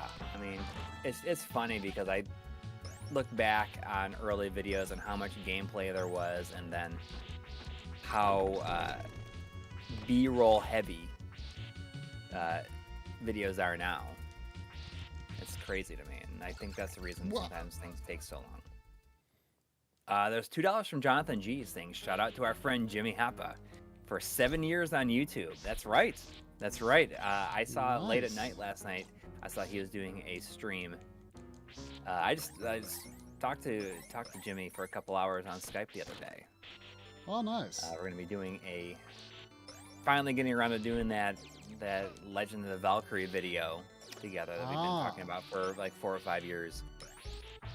Nice. I'll just have a little part in it. Yeah, so Jimmy, I guess, must have started just a few months after us then. Yeah. Not even a few months. So yeah, I guess same month. Yeah, like a few weeks. Yeah, 3.5 weeks. So, if anybody ever has a situation where they have loose disc games, like I have several Sega CD games that are loose. That originally came in cardboard boxes that I was not able to get the cardboard box, like Final Fight CD, which I got right here. What I've been doing, and this is kind of something I discovered a couple of years ago, is if you have a public library close by, you should stop in every once in a while and see if they have audiobooks for sale. And audiobooks usually come in these kind of like nice plastic clamshell cases that just like have like, you can just like pull the insert out, and they're great looking. And I bought a whole bunch of them. Usually they're super, super cheap. I bought them for these Sega CD games that I had, and they're about the size of a DS case. They're almost about the size of the DS case. Anyways, I was using those to store like my loose games, and eventually I would make some, just like some artwork and stuff for it. But today I was there, and I saw these other audiobooks. If they're like multiple disc things, and if you're looking to save on room, you can get like audiobooks that come with multiple discs, and they're just like oversized DS cases. I mean, they're like about the size of a DS case and a half, but thicker. Anyways, you open it up, and it's like you got like you got the pages and stuff that you can put your discs in and keep them in a hard case, so you could make like custom artwork for these, because it just like you just slide them into the insert here in the front. So are they like cloth sleeves? They're not like a hard thing that you pop it onto? No. I mean, they're cloth, like softer. See, I always I kind of started shying away from using those kind of sleeves because back in the day, I used to put all my music discs in a multi-disc thinger that had those soft cloth things.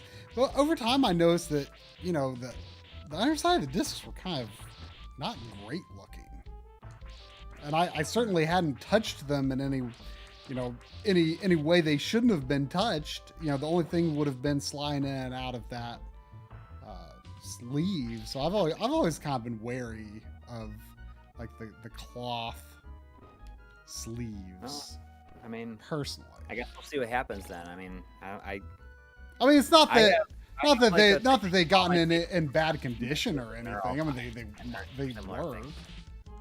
What's that? I mean, it's not like they got in bad condition or anything. I mean, the discs work fine, but I just noticed they were not as clean as discs that had been kept in their original sleeves. I guess we'll see what happens. But they also have like the ones that are plastic. They're the size of DS cases, but they're white. But I mean, it's just kind of a cool way to store your loose discs if you got a whole bunch of them and you want to put them like on your shelf. Because then you could just put them something. You could just put them in this, and this fits on your shelf nicely.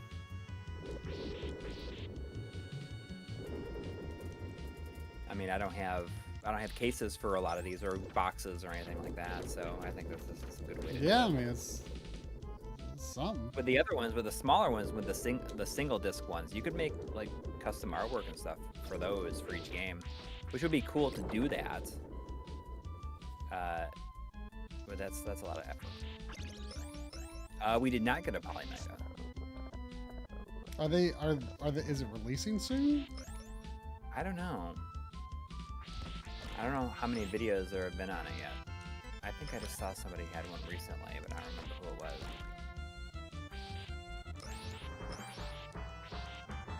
I don't know, it's such a weird time. I feel it's like just a weird time to release stuff, especially if you're releasing against like new content. I mean, how much is the Polymega? I mean, it's not cheap, I don't think. I don't think so. I mean, I think it's like maybe, I don't know, $400 probably. Really? I mean, that would, if that's maybe true. $300 in each module is $100 or something. I don't know. Oh yeah, I forgot about the modules. Mm-hmm. I really don't know that much about how it's sold and configured. I've not been following it. I mean, like my most up to date experience with it is Bob was invited to play it. I mean, that was a while ago. But I really appreciated that. I mean, I thought that showed a lot of confidence and a lot of willingness to communicate with the more critical voices in the community. I always appreciate that kind of show of confidence in your own product. Yeah. So the Poly Mega is going to be $400 for the base unit, and each module costs $80. So what can the base unit play? Each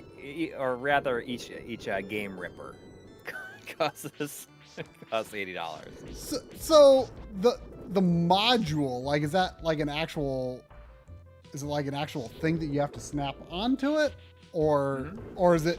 So it's basically like a physical DLC key. Basically, yeah. I mean, then you can extract the ROMs and stuff, or dump the ROMs from your games, or So what can the base unit? The base play? unit has a CD drive in it, so what you can play all CD games. Oh, that's right. I totally forgot that it plays cartridges. Yeah, To be completely honest, I only like associate it with each ROM dumper is $80 because you have to dump the ROMs to play them. So you're not. You're not interfacing with the cartridges in any meaningful way. I completely associate it with CDs. You know, and I think that's what people are most excited for with it, because those are, I guess, it's a little more exotic in a way. You know. Yeah, I know that John has one, but oh yeah, that's right. John has been overloaded. Well, yeah, I mean now is. And he just has not had a chance. We're supposed to. John and I are much in the same way of doing. We did the Neo Geo arcade stick. John and I are going to be doing a video on the Neo Geo MVS-X. And I mean, we've been talking about doing it for a while, and it's just he just has so much stuff with stuff coming from next generation.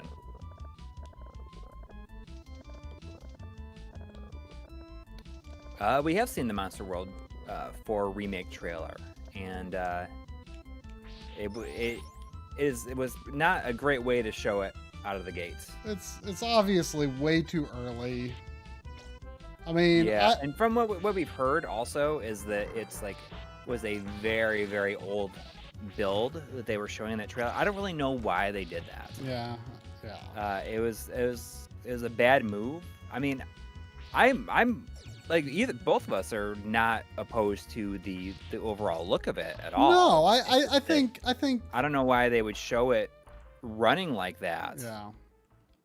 Period. I'm totally okay with them doing a 3D style for that. I mean, you know.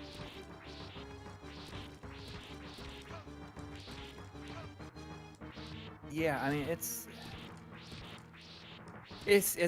weird. It's weird that they would have done that out of the gate, showing that, because especially since they know it has to have a good showing because of the kind of what the Monster Boy and Dragon's Trap remake are both really good looking games. Yeah.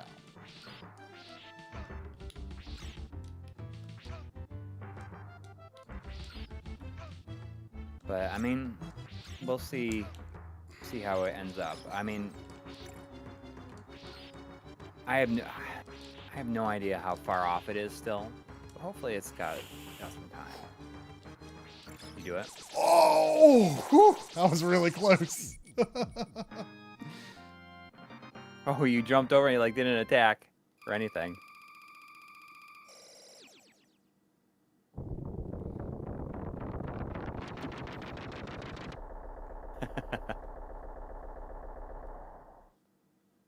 But I mean, it's weird. It's weird that they showed it in that way. I mean, ultimately, it's just doing more harm than good. Yeah, I'm still optimistic about it though. I think they are a little they're a little too loyal to the original animations in some ways. I think a lot of those animations were cute as sprites, but look awkward with 3D animation. Yeah. So I think it'd be nice to see some animation adjustments. which I think I heard they might be doing.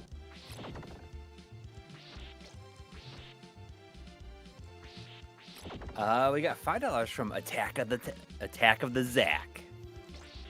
Thank you. It says, so in Castlevania 3, the meat is not a lamb chop, nor is it a chicken or turkey leg, but it is a leg of werewolf. Yummy. Is that like? Is that like straight up what it says in the manual? Yeah, I wonder. Isn't it Jeremy Parrish that came up with the term bricksket? Yeah. Yes. Which I think is that's a pretty good one. Yeah.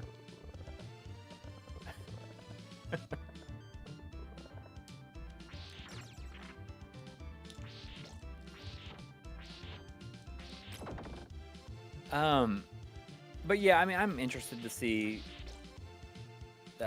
more about the Polymega, but I just feel like there's just I said this on Twitter the other day, like after the Analog Duo was announced, like how crazy is it? Just like how much good stuff is consistently coming out for fans of retro games these days.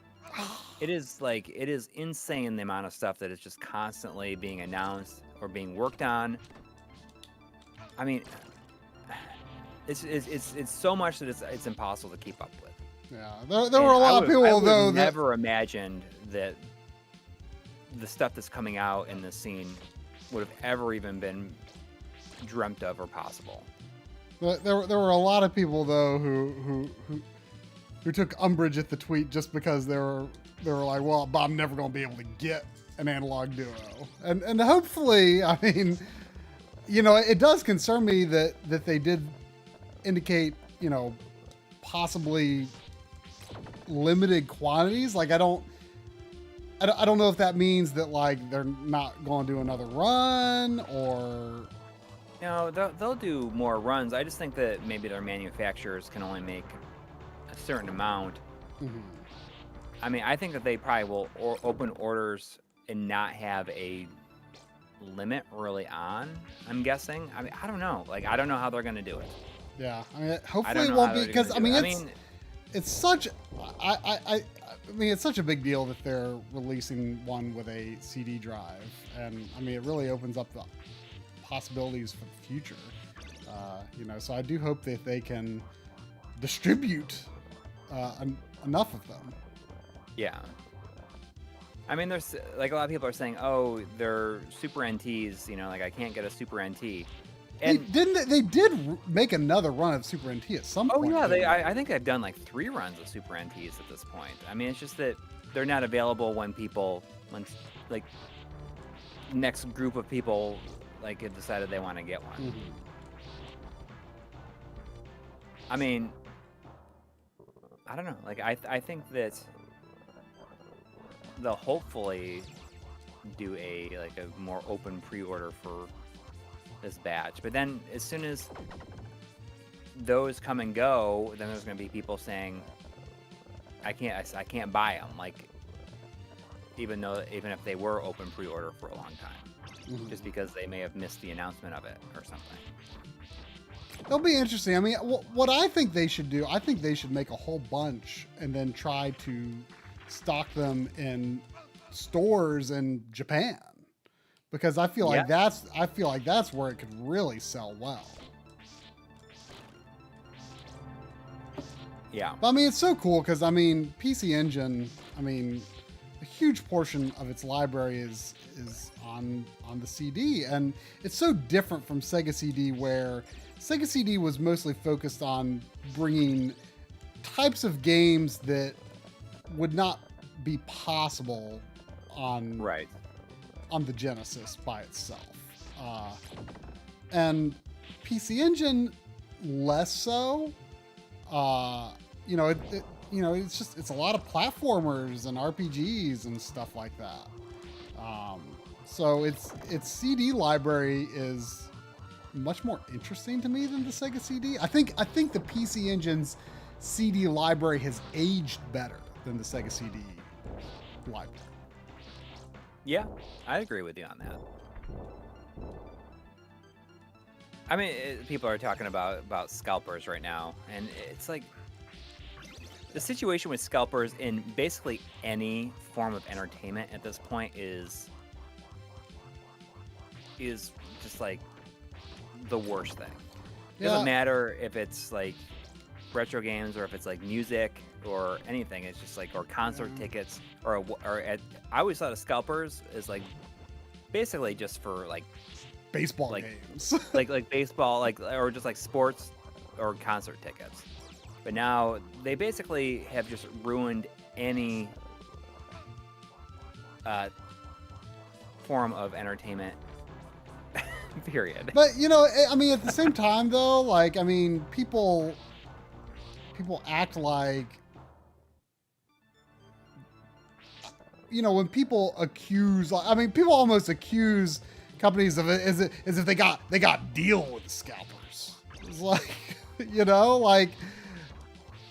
you cannot understand their business reasons for, you know, they have information and analysis is, you know, how much they can produce right now. You don't have that information. So I don't think it's fair to, you know, I don't think it's fair to, you know, act like, oh, you're just helping the scalpers, you know. Yeah, I mean, I wonder if something like what like Data Discs did yesterday when I bought the Ikaruga vinyl, where you sign up for their mailing list and then they send you a login or like a specific password. Oh no! Ooh. Whoop! Whoop! And you log in, and if they did that and they like limited to one, oh, that's yeah, that was.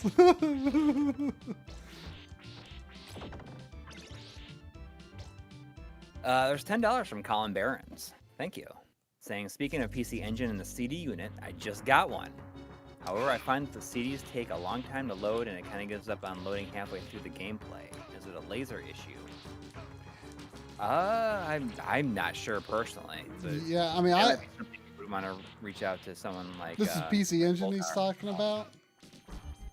Yes. Yeah, I mean, you know, mine, you know, some discs on mine, you know, don't read as well as others, but for the most part it runs pretty well. But you know, that's one reason I'm really curious about the Analog Duo, because I'm like, oh, like could it possibly read certain discs better than my actual system does? I mean, it's, you know, it's unfortunately a very old laser. Yeah. And it doesn't really have a great replacement option. So yeah, it can be a problem. That's one of the reasons that this is definitely the most exciting thing that Analog could be doing next, for sure.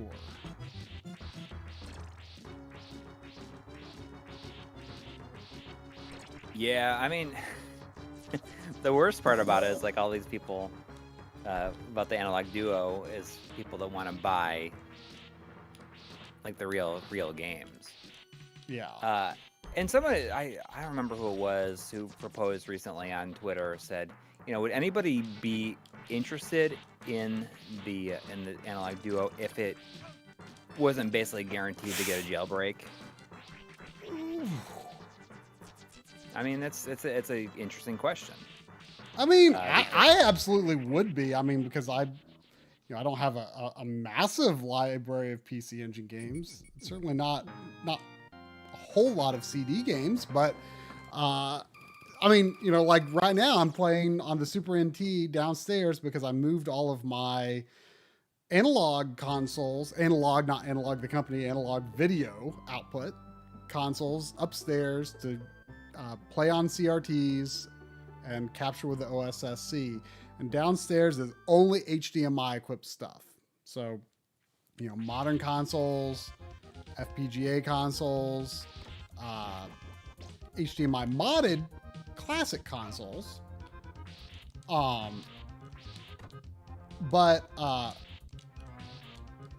you know, that, you know, it's nice to have the option for me in my setup to play different systems downstairs. And so that's one of the reasons I'm so excited to get that PS1 digital and the Dreamcast digital, and why I'm excited for the Analog Duo. I think that's one of the reasons I feel it's important for me to do this Mr. Video before that, because if there's people out there that don't have any interest in playing like the real games, you can just as easily get a Mister and use the USB version of the PC Engine controller that they're going to be the wireless controller, and it's like essentially this. It will be just as good of an experience, and maybe just as good, if not better, in some ways. I mean, we don't know. I did send them an email to inform that, you know, just so you know, MD Fourier is a thing, and also about the YUV palette. I'm just like, you know, these are hot topics in the community that people will be looking at. So just want to make sure you know.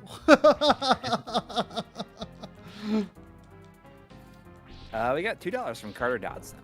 Thank you. It's saying, coincidentally, I was just playing this myself earlier. Such a good game to be playing in October. It is. And we also got $2 from Jonathan G. Thank saying, you. Have you ever experimented with the OSSC into the 20L5? Oh yeah. I mean, if you go to that 4K, the gaming on the 20L5 for some reason, my mind went to OLED. OSSC into the 20L5. I mean, obviously you'd have to convert that back to analog. But no, I mean, you know, the N64 Advanced mod has that option to line double straight from the analog output of the system, you know. And so, you know, I was able to see what N64, you know, pre-line doubled to 480p would look like on the 20L5. And, you know, it looks about what you'd expect. It's 240p as 480p. And it, you know, it's interesting, but honestly, I mean, does it look pretty similar to like a VGA monitor? Virtual console? I mean, I don't know. I mean, to me, I would be much more interested in just outputting it to a VGA, the OSSC to a VGA monitor, which I have done, and it looks phenomenal. I feel like a VGA monitor.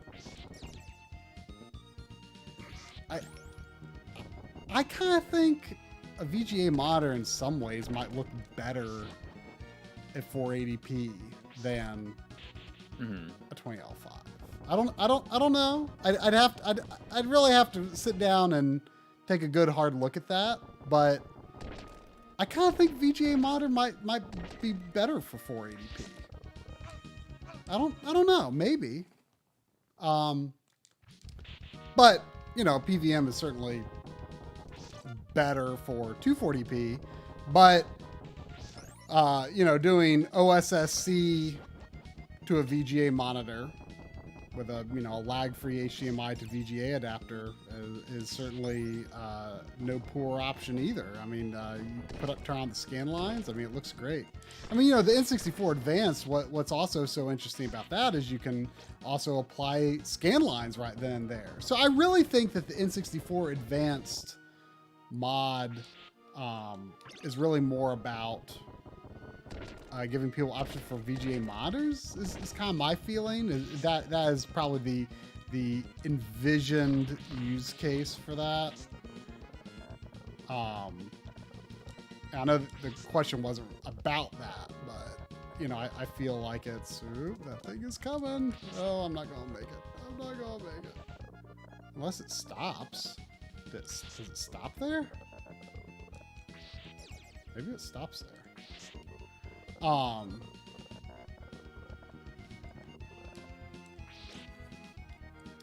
But yeah, I mean, you can pre-apply scan lines. You know, so I mean, but you can do the same with OSSC.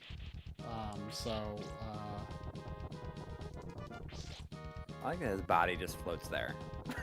He does.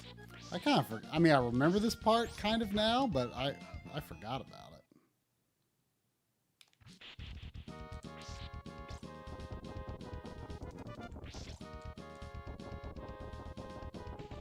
Oh yeah, the FW 900s are already going for more than $2,000.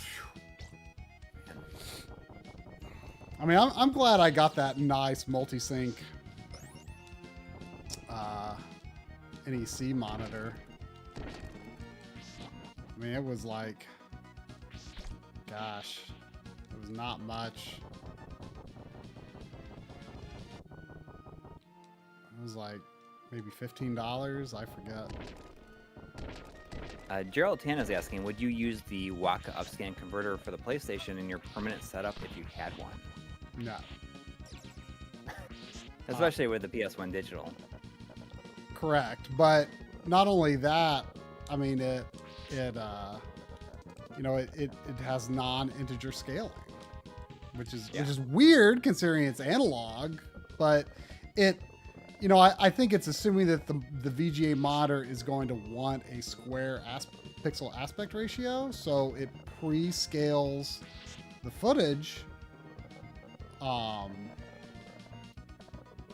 It pre-scales the footage so that it's, you know, like, I don't know, 480 by 640 or whatever, you know. So, so no, I would definitely not.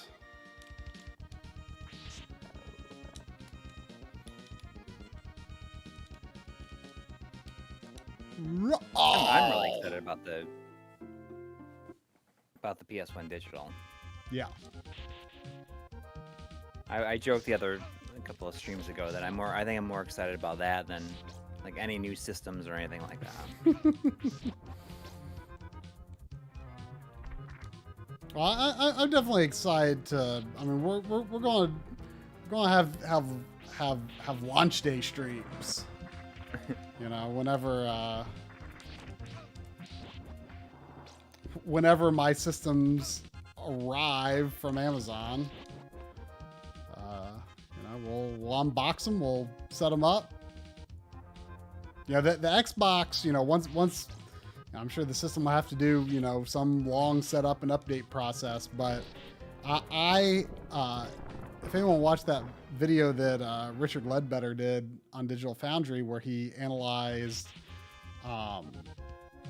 running Xbox One and 360 games off different kinds of drives, external, different, you know, external mechanical, external SATA SSD, external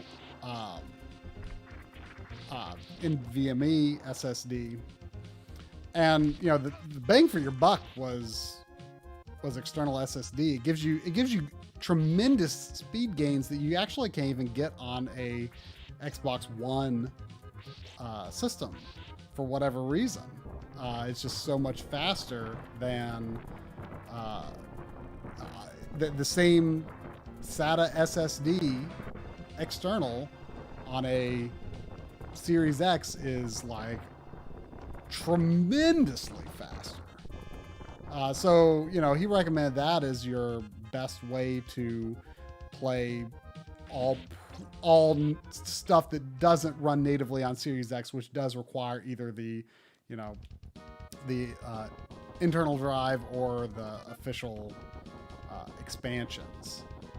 So I bought the exact same drive with the exact same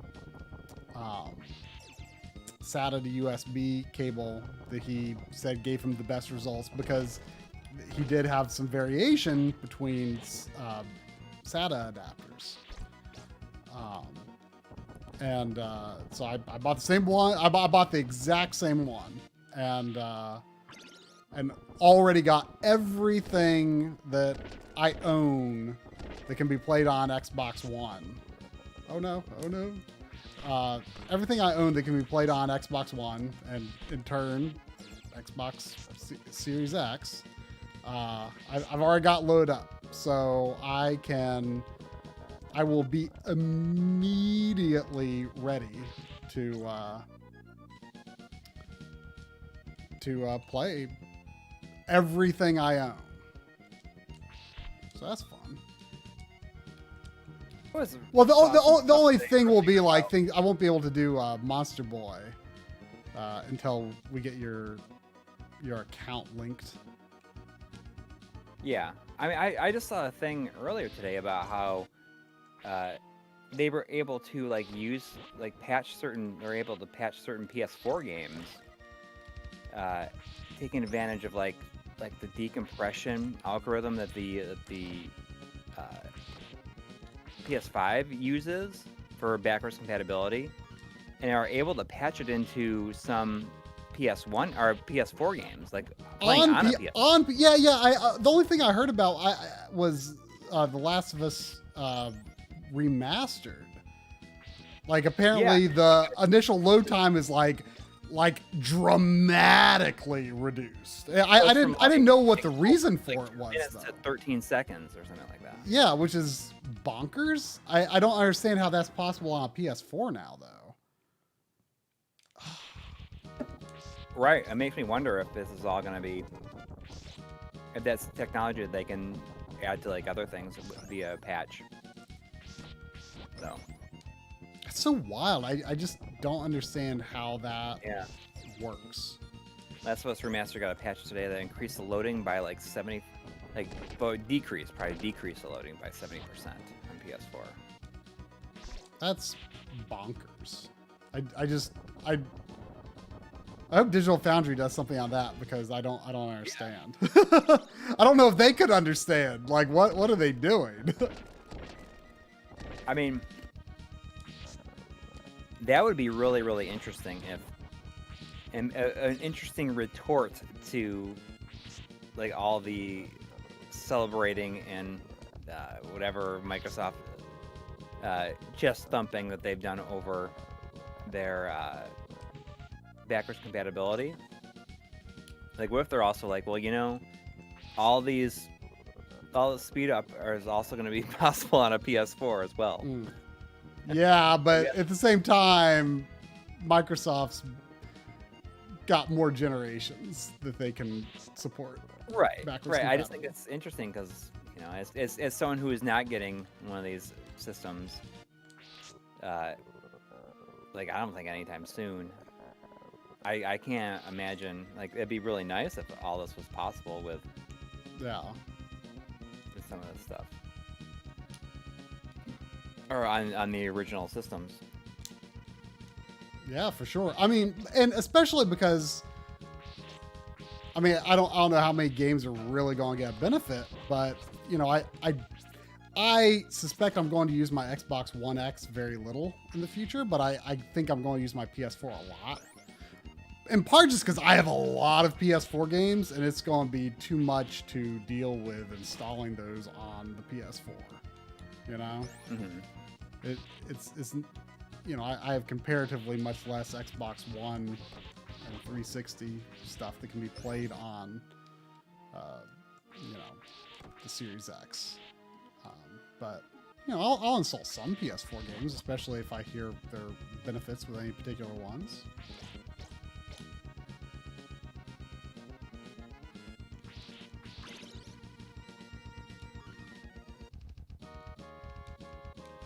Oh, can't believe I nearly forgot about this part because this is a long room. So I mean, outside of like the launch games for these new systems, there's no like big holiday game this year, is there? Not really. I mean, yeah. I mean, you know, I think Hyrule Warriors Age of Calamity is going to be quite nice, but that's like still that's like not on par with, you know, if Cyberpunk, I guess is. Oh yeah, I guess that is the big thing. Which, you know, I imagine I probably would like that. I still haven't played like any of the Witcher games. I mean, I played a little bit of The Witcher 2 to, you know, because I got a copy and tested it out on Xbox backwards compatibility. But I don't have any version of The Witcher 3. I do understand there's going to be a next gen upgrade for it, which is nice. But yeah, I'm quite on the dark on what their flavor of Western RPG is. You know, Yeah. like I say, I suspect I would like it. But you know, I've been waiting a long time for like a complete version of The Witcher 3 to be like a decent price, and maybe it's happened, but I never noticed. We had a $5 donation from Axiom. Thank you. It says, you guys inspired me to get some component cables for my PS2 to play PS1 games in my Turnatron. Looks 100 times better than I remember. Oh, yeah. Content. It really does. I mean, especially since it's one of the US, simplest things you can do, really. That's not something you really thought about. And I wonder if there's a lot of people that got component cables for their PS2 right at launch and was like, holy cow, I never realized the PS1 games could look like this. Well, how am I supposed to composite to component? There's also two more Canadian dollars from Vibe Mecca. He's like going crazy tonight. Thank you. It says, is Xbox Series controller grammatically correct? Oh, you're just like saying Xbox Series. Xbox Series controller. Yeah. Why would that not be grammatically correct?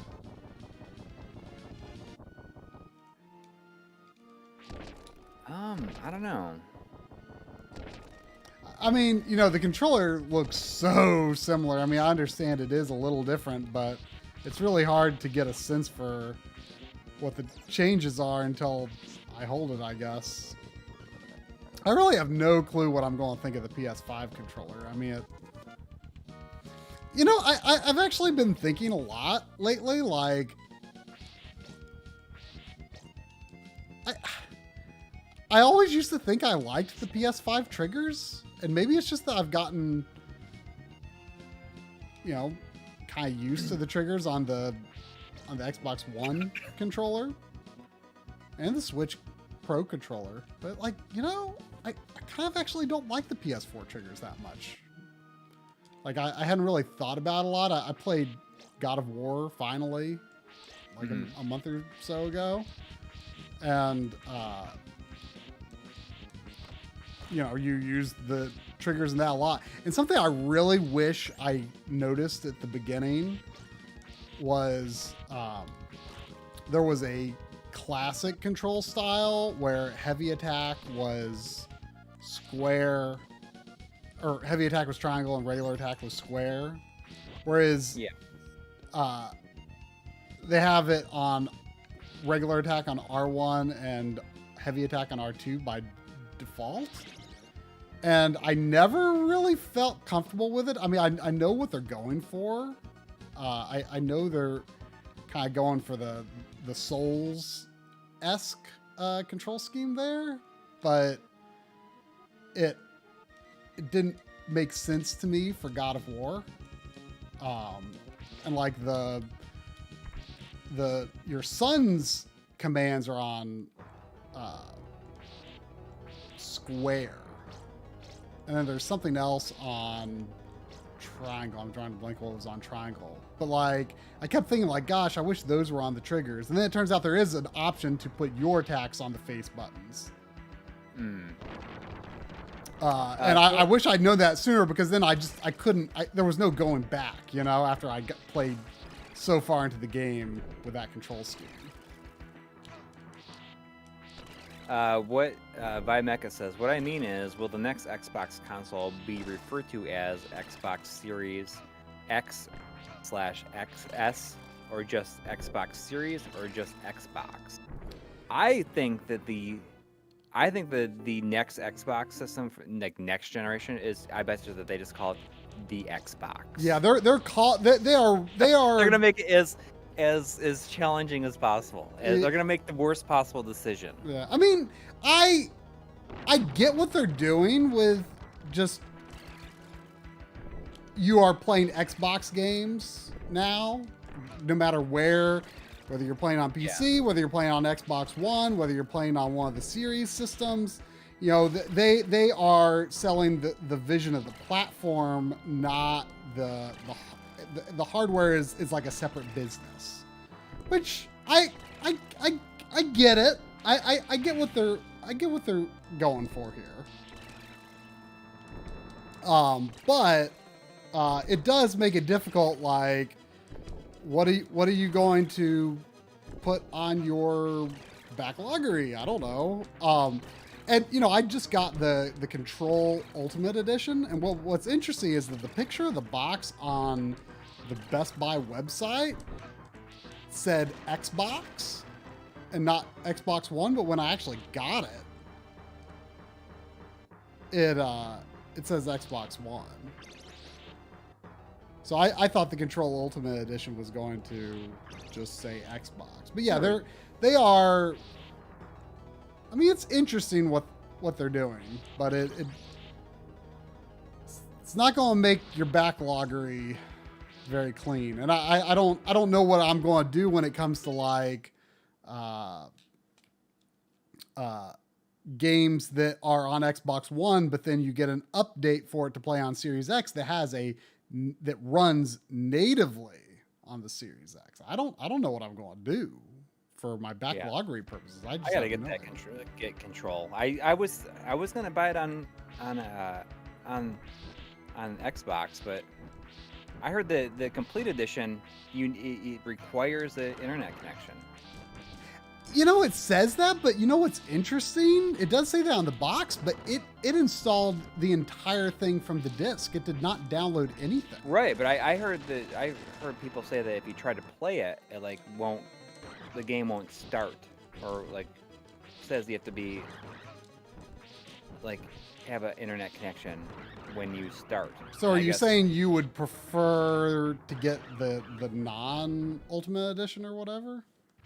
No, I from what I understand, the PS4 version does not have those requirements. Oh, okay.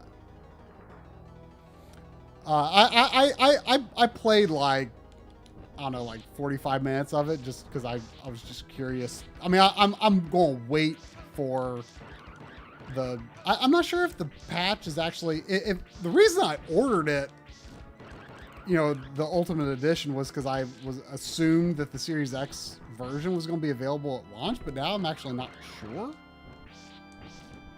I don't know if it's going to be available at launch. It might not hit until sometime next year. But it is confusing as heck. Like, I have very little idea of what's going on. It's interesting though. Like I see what they're doing with it, with the story. Mm-hmm. Like I kind of have some idea for where it's going, but it's a very strange world they have built. Well, I'm interested because... Oh yeah, I love Remedy too. I mean, when I say I love Remedy... I heard it has connections to... Oh yeah, it has connections to Alan Wake, doesn't it? Yeah.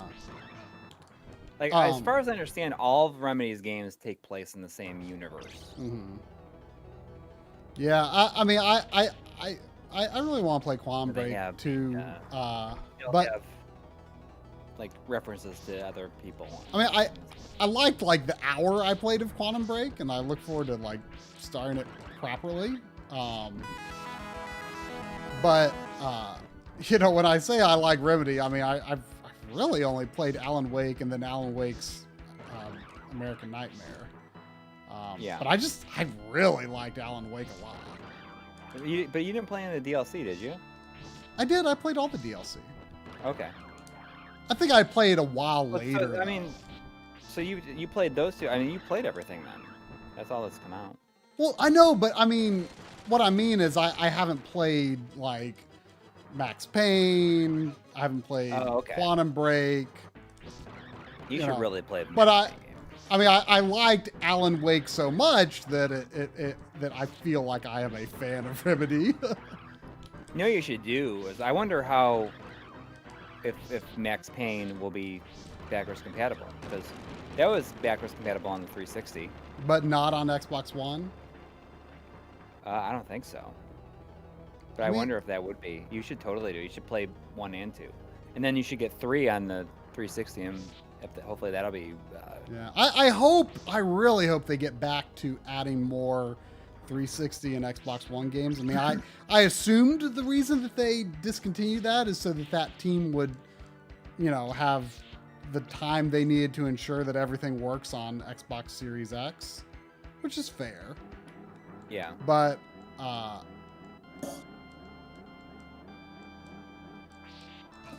just want to say really quick, there is a 500 yen donation from Shindo 07 or Shindo 7 with no message. But thank you. There's also $5 from Potbelly Punch saying, "Is native 4K worth the trade-offs, or upscale with better effects, frame rate? Upscaling is getting so good, native is kind of a waste." Well, yeah, I mean, Digital Foundry's been on that bandwagon for a while. You know, they. You know, I don't necessarily have all the insight that they have, but oh, so close. But you know, I can't remember what, if there was an example of this, but they talked about one time how there's something that like they gave some example where it actually looked sharper than some technique actually looked sharper. It looked better than a native 4K render. And, you know, but they've been saying for a while, oh yeah, like a native 4K is kind of a waste. You can spend your resources more effectively elsewhere. Which I think, I mean, I think we're going to see some interesting stuff over the course of this generation in terms of, all right, gotcha. You know, in terms of rendering techniques, I mean, they're going to find more ways to squeeze more out of, you know, the limited amount of bandwidth they have for ray tracing and stuff like that. You know, I think we're going to see a nice evolution with this over the course of the generation with this hardware. Is this the game that has the jump off the ledge to get the stuff, or is that something else? You got to crouch or something like that and go right. I don't know. I'm scared to do it because I'm on my last life and I'm not sure. The checkpoint is probably there, but I'm not going to risk it this life because I'm pretty sure this is a forever checkpoint at Dracula here.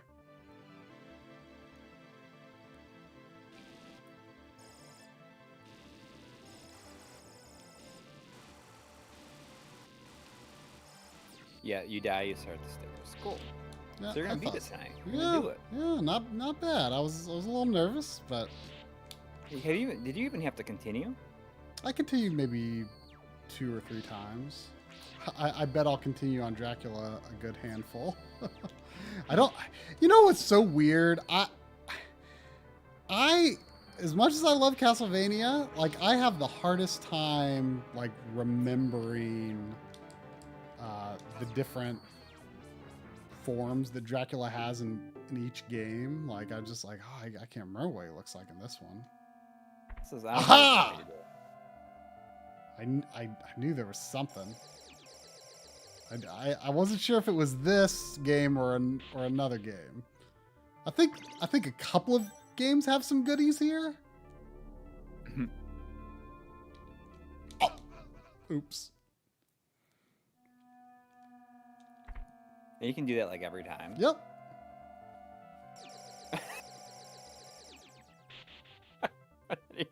Then you die. Yeah, but I mean, you know, the pressure's off now, right? I mean, Yeah.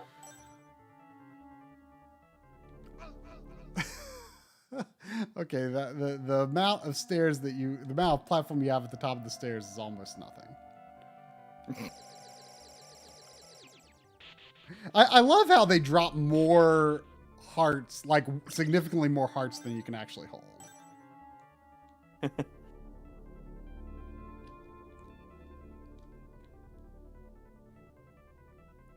That is a good series tradition, though. The checkpoint Dracula. Not every game has that, but for sure Castlevania 1 and 4 do. I think some others do. You don't even need to get those candles, but you still do it anyways. Yeah. Okay, can you... Do you whip it? Oh, okay, you whip it in your deck, I guess. Oh, do you whip it twice? You gotta whip it good. Oh, do you whip it and then... Or am I supposed to do You gotta whip it in the shape. Shape it up. Yeah, maybe I think the rotate is probably the way to go. Man, he goes down slow though. Maybe I should probably be throwing a couple, I guess.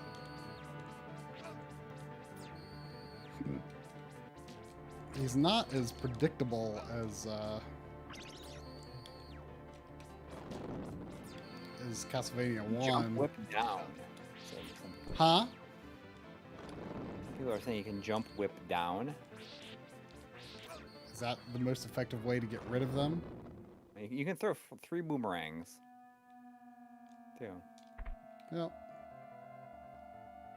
So the reason this is going to take a while is because, like I say, the pressure's off. Like, I don't, you know, I'm here. Yeah.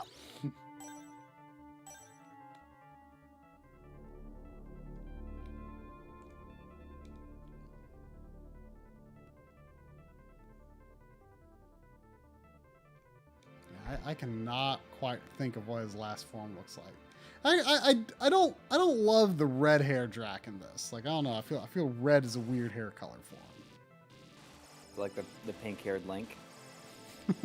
I mean, what's so funny about that is, like, did you even think about that, like, when you first played the game?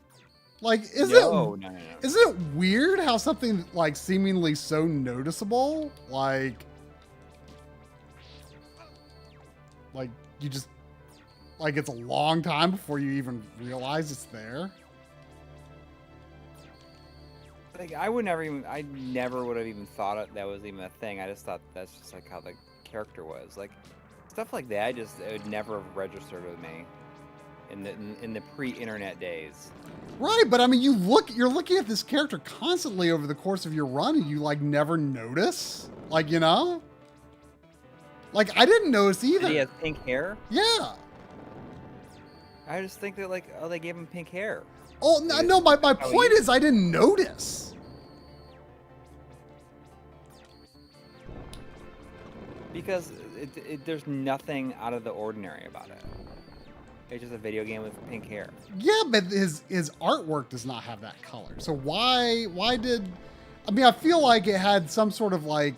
Well, I mean, I feel like there was like a composite, like Alice in Phantasy Star has different color hair on the title screen than she does in the game. I know, but I mean, my point is, I almost, it's so strange that I almost feel like it was a decision made out of, like, some sort of composite or RF effect. You know what I mean? Maybe. I mean, I don't know. Like I mean, it's been so long since I looked at the game and composite RF. I mean, that's my. I guess that's my point. I didn't notice the first time I played, which was obviously over RF. So, I guess that's my question. Like, did it look so different that I just like it blended somehow that I just didn't think like, oh, it's pink hair. Paul Bergkamp is saying, Try is like, his hair is pink with like 2 exclamation marks, and he says, and Coury is like, yep. Well, it has nothing to do with. I don't care that his hair is pink. I just. Okay, now I see why people are saying jump whip over. It's a little hard to execute, but. Yeah, I mean, I wouldn't even. I mean, it's not that. I mean, I don't care. I'm just saying it's. I'm just saying it's a strange creative decision. You know, like it's like why are Yoshi's arms orange in Super Mario World? You know, if you play Super Mario Maker, you know, Yoshi's arms are green in that. It's like why did they do that? Why did the Koopalines, you know, on NES I can kind of understand, but why on Super Nintendo do the Koopalines have white hair when in the artwork they have blue hair or multicolored hair? Like, why not? The Super Nintendo can do it. Why not do it? I don't know. Maybe they just felt like it made him stand out more. I don't know. Or, you know, they just... But then why not make the artwork look like the game? Screen.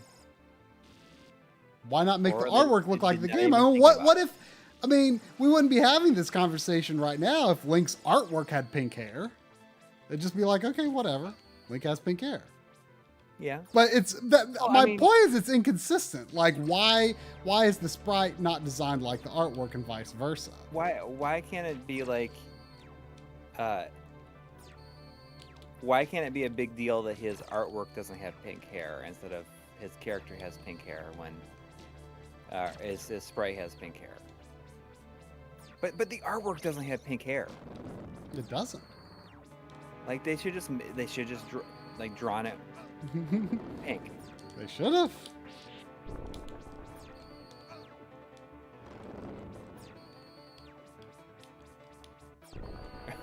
Yeah. Tomba has pink hair. Yeah, he does. Or as I like to or as I like to call him, Tamba. I mean, but he looks that way in the artwork, and he looks that way.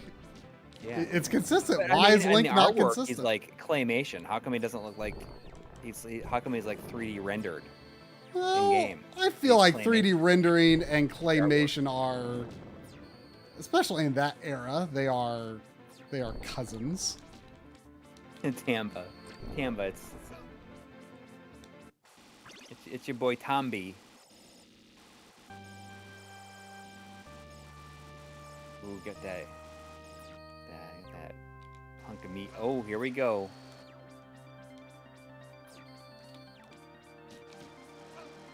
It, like the game screen was about the same color as that red blood, or as the game screen there.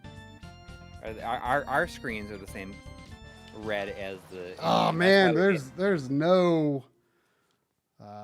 There's no tells for it. Well, I mean, it's just you have to move really fast to get out of the way of the lightning each time. Sleepy Dragon says Kirby is pink. Well, on the box art for the Game Boy, he's white. That's true. I can't remember if he was pink for the Japanese Kirby's Dream Land artwork. Everyone's saying that you can't just use the cross. You got to use the whip. You can actually do way more damage with a whip. Well, but I feel like the cross is safer. But I mean, you took a lot of hits there that you could have got him down. Like, no, I've got this. I think I've. Or use the whip and the cross together. I think I've got this. I think I've got this first phase pretty figured out. Mad Stalker is saying because the box art is often outsourced and the artists often had not seen the in-game graphics. Right, and Kirby, I mean, what are you going to imagine he looks like other than the white? You know? Yeah. Did they just? I mean, do you think that they always imagine him being pink?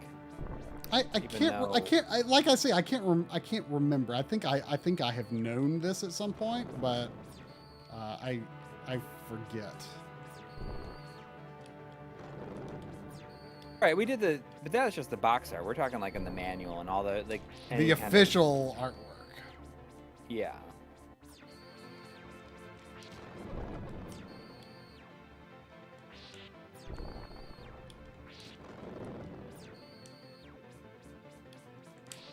Oh, Kirby was pink on the Japanese box art. Okay, so that was from the beginning. How do we know? Listen, how do we know that Link's hair is not actually Kirby under that hat? Whoa. Is that like maybe? Has anyone ever discussed that? I mean, like, how do we know? I guarantee you that if you were to Google search Link under Kirby's hat, there's probably already like a webcomic about this. I guarantee it. It's already been thought of.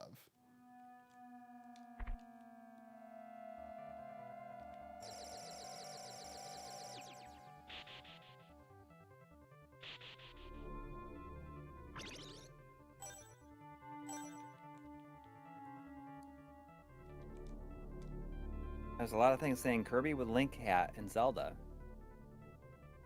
And maybe that has some sort of connection to Link wearing, or Kirby wearing Link's hat.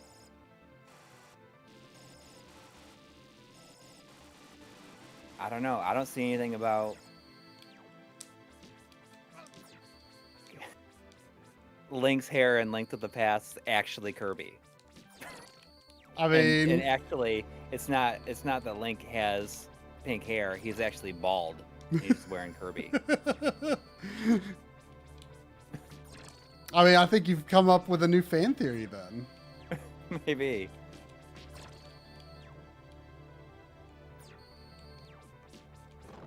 Crosses before he appears and whips. I mean, I feel comfortable with this because it lets me get some distance on him. And Han Soul in the chat is saying Kirby holds all of Link's items. Yeah, there you go. Suddenly it's all starting to come together. The Nintendo Cinematic Universe. You know, I was playing Link's Awakening, and my son like freaked out. He's like, "Why is there Goombas in this? It's a Goomba." And Link's Awakening. That's right. Yeah. It is weird, but it is. It's cool that your son was able to. Maybe there is some sort of like Nintendo shared universe to an extent, like not just like all the games or certain games, but like all of them actually are. I mean, that's what Smash Brothers is, isn't it? Well, yeah. Maybe Link's cap is Kirby. Yeah. Wearing Link's hat. it's Link's hat, Kirby on Link's head. See, I think during that last phase, the whip just feels very high risk, especially during that last phase. Samus and Link and Mario. Yeah, I mean, I understand like Smash Brothers, but I'm just thinking about this being all like one big thing. I'm sure someone has like a timeline of Nintendo games.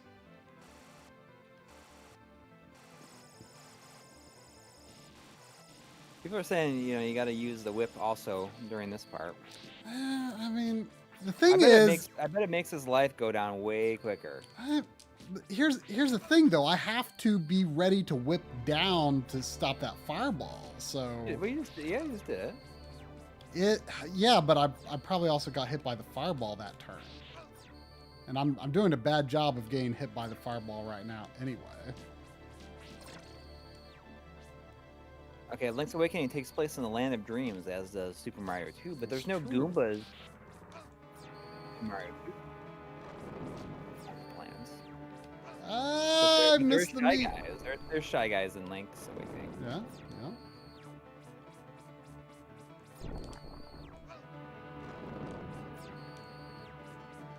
It's so interesting how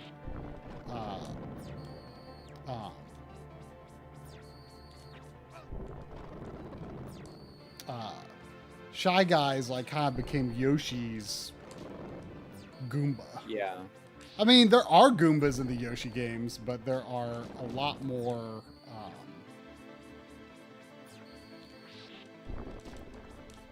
There are a lot more Shy Guys, and Shy Guys are not that common in the main Mario games. I mean, there's some, but the knack is saying you got to whip and jiggle. Whip and jiggle. Well, I always listen to Knack.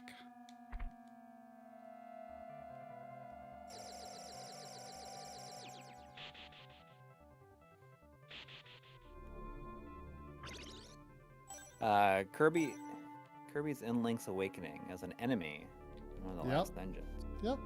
In the 6th dungeon, I think. 6th or 7th.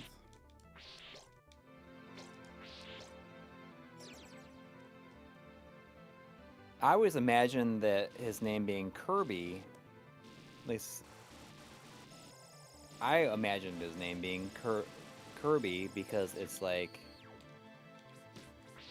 a way of saying curvy. So he's a ball. Got a lot of curves. It's always one big curve, really. Well, I mean, I think most people think of the Kirby vacuum cleaners, but I think it was one of Nintendo of America's lawyers or something like that. I think I remember hearing a story that he like died a year or two ago. Yeah, there's a part in High Score about it.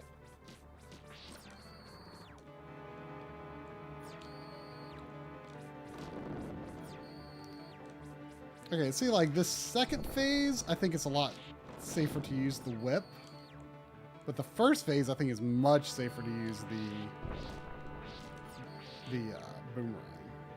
I mean, it does not look like the whip is like significantly stronger, in all honesty.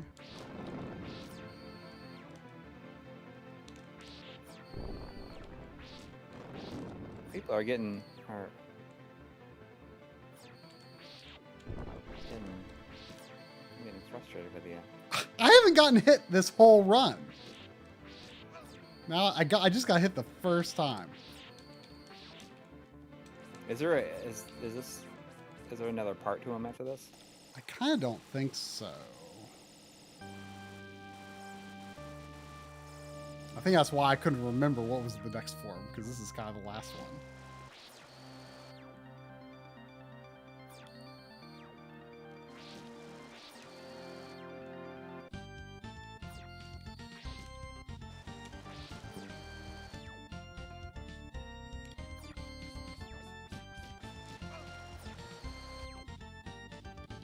Oh, cool. It's like playing the first level music here. Mm-hmm.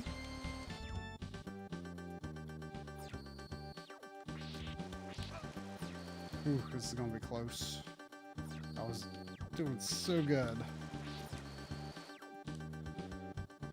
Oh. Whoo!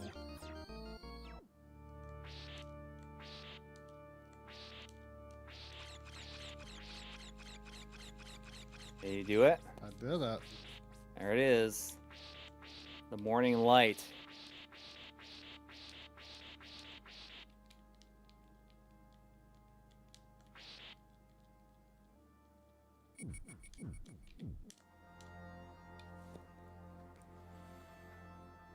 $2 from Ben Brody. Thank you. Saying, what are your favorite Christmas songs? Anything that plays after Thanksgiving and not in October.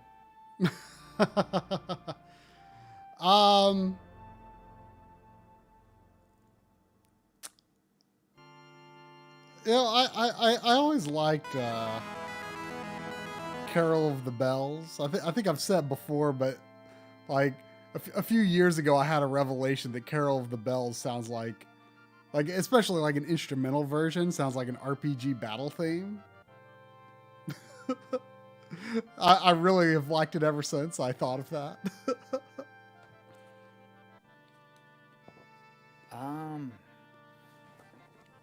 Oh, I see we got $5 from Kurt Mack. Saying maybe Link is one of Kirby's animal friends and you're actually controlling Kirby through all of Link to the Past. I mean, that's kind of like, Mario RPG has a few characters that are like hard to visually parse. You know, there is the first Smithy boss is Mac, who you think is this big like sword, but then like if you look at like the high res artwork, he's actually like Mac is actually like this red ball guy that's like on top of the sword. And even though the sword has like eyeballs, like he's riding the sword. And then there's what's her name? I'm trying to blank on her name. The lady that takes over Valentina that takes over Nimbus Land. You know, I think most people probably thought she was like a bird lady. But then again, you look at the high-res artwork and she's got this like weird wide oval head and there's like a bird laying on top of her head, but she's not a bird. So I always like revelations like that. So there you go. Link is just an animal friend. So my favorite Christmas song is Thistle Hair, the Christmas Bear by Alabama. Oh, that's not a song you hear very much, but I've definitely heard it. Oh, that's I would be surprised. I'm surprised that you've heard it. I mean, so you heard it here first. My favorite Christmas song is Thistle Hair, the Christmas Bear. I mean, I've heard it in some capacity. There was $4.99 from Eric Schussler. Thank you. It says, I'm sorry I'm late with my dues this week. Please don't hurt my family. No, I can't make any promises. I'll do whatever I can. Delay. Give you a chance to escape. Warn them. There's also $5 from Chris saying, finally, I made it through an MLiG stream without wasting my money on a bunch of donations. Damn it. Just kidding, but I feel like I spend too much. Well, nobody is obligated to feel any need to do anything like that. But we appreciate it. I would make it a point to try to answer questions and read stuff that is not in super chats as well. Yeah, it's sometimes hard. I mean, especially for me, I just get carried away on whatever conversation we're having, and then by then it seems like there's another super chat to read. But once I've felt like I've got to a good stopping point, I always like to try. At least when I'm not playing, I'm so bad at paying attention when I'm playing. I apologize.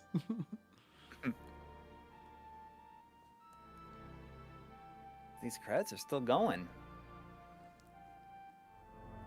The super voice. I see that Kevin Radigan there in the chat has a Shatterhand avatar. Ah. The total director.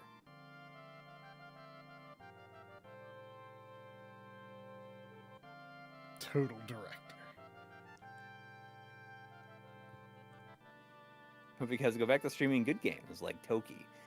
We mentioned it earlier in the stream for if anybody that probably did not miss it, or probably did miss it. Starting next week, we will be starting 1 hour earlier. Which is technically the same time it is right now, but the time changes next Sunday. But yes. henceforth, even after the time changes again, our start time is going to move back 1 hour from 9 Eastern to 8 Eastern. But we're going to play the same amount of time, roughly. It's just that we're going to be trying to wind down more like between 11 and 11:30 rather than, 12 to 12:30 to 1 o'clock. Right, exactly. Should be healthier for ourselves and all involved, to be quite honest. Yeah. It's a better way. It's a bad way to start your week. I mean, and as for me, like I feel like it's my biggest hurdle to a better overall sleep schedule. Well, yeah. I mean, because it's always drifting because of this one day every week where we just can't. We don't know how to call it quits. And it's 1 hour. I mean, on the West Coast, might feel like, oh, it's too soon. Time. But I mean, we'll still be, we'll still be streaming between 9 and 11, which is officially what our stream time is anyway, is 9 to 11. But Maddie Fine, so now it's 8 to 11. I'll look into that. I'm not sure exactly what it is, but I'll look into it. But yeah, I mean, the clocks change and everything. So it's a good time to do it. Yeah. Yeah. Especially because some areas. I feel like I'm gaining an hour. I'm getting an hour of sleep in the morning. Yeah, I mean, fall back is always the good one. Spring forward's the bad one. Yeah. I mean, it's like for me, especially, after if we're assuming to after midnight, like I usually wind down and get ready and get in bed by 1 o'clock. But now my kids are back at school. I have to be up at 6 something each day, and it just becomes more and more tiring, I guess. So. Well, I guess is that gonna? Yeah, it has a good finishing spot. Unless you want to do the hard loop. Is this a hard loop now? I honestly forget if this game does have if it's harder after you beat it once or not. I think it is, because I want to say I know that I beat the first time I beat it was I want to say sometime during college. And then I do kind of remember streaming it on the Backloggery at some point, and that was probably the hard loop, but I imagine I most likely was using a password that started you there. Yeah. Well, yeah, I mean, I feel like it's a good stopping spot because I got to wipe all this blood off me. Yeah. Or the blood on the lens, right? Down here. But yeah, so starting next week, it's going to be 1 hour earlier, and I hope everybody has a really nice Halloween. I hope that I have this EverDrive video out the door at some point this week. I'm going to be really making a push for it, so that's going to be happening. It's going to be happening. Chris is saying, no, you guys just have to take off a lens filter, but you would be fooled because this is no lens filter. It's blood. Yeah, it's blood. That's exactly what it is. No, it's Chris's blood. It's look. Let's see. Look at all the. See, look. It ain't blood. We're doing this legit. I mean, this is these are LED bulbs. So we're doing red. Red for real. Wait, you do this with light bulbs? So I didn't have to bathe in blood. No, you didn't have to. You didn't have to do it. I'm sorry. Yeah. Bring a fire hose down here. Yeah. shooting blood. Yep. Sorry I didn't give you a better idea ahead of the stream. We are in the red light district. But I My bet a favorite lot of place. people thought we just had a red overlay on the on Yeah, OBS. I mean that would have worked just as well. Yeah, but it's more fun to do it for real. Plus, I got to soak in the atmosphere too. That's what I've been doing with the Silent Hill streams as well. I've been doing the red lights. All right. All right. Thanks everybody who donated and everyone who stuck it out. Yeah, it's always good to finish a game on stream, even if it's one that you don't have to knock off your backlog. It's good to play an old favorite every now and then. I hope everybody has a good Halloween. Yep. I'll be doing some trick or treating with a T-Rex and Ladybug from Ladybug and Cat Noir. Oh, okay. I don't even know what that is. That's a show called Miraculous. It's a kid's show. It's like a French show. It's been I don't know. My daughter's obsessed with it. All right. Well, good night, everyone.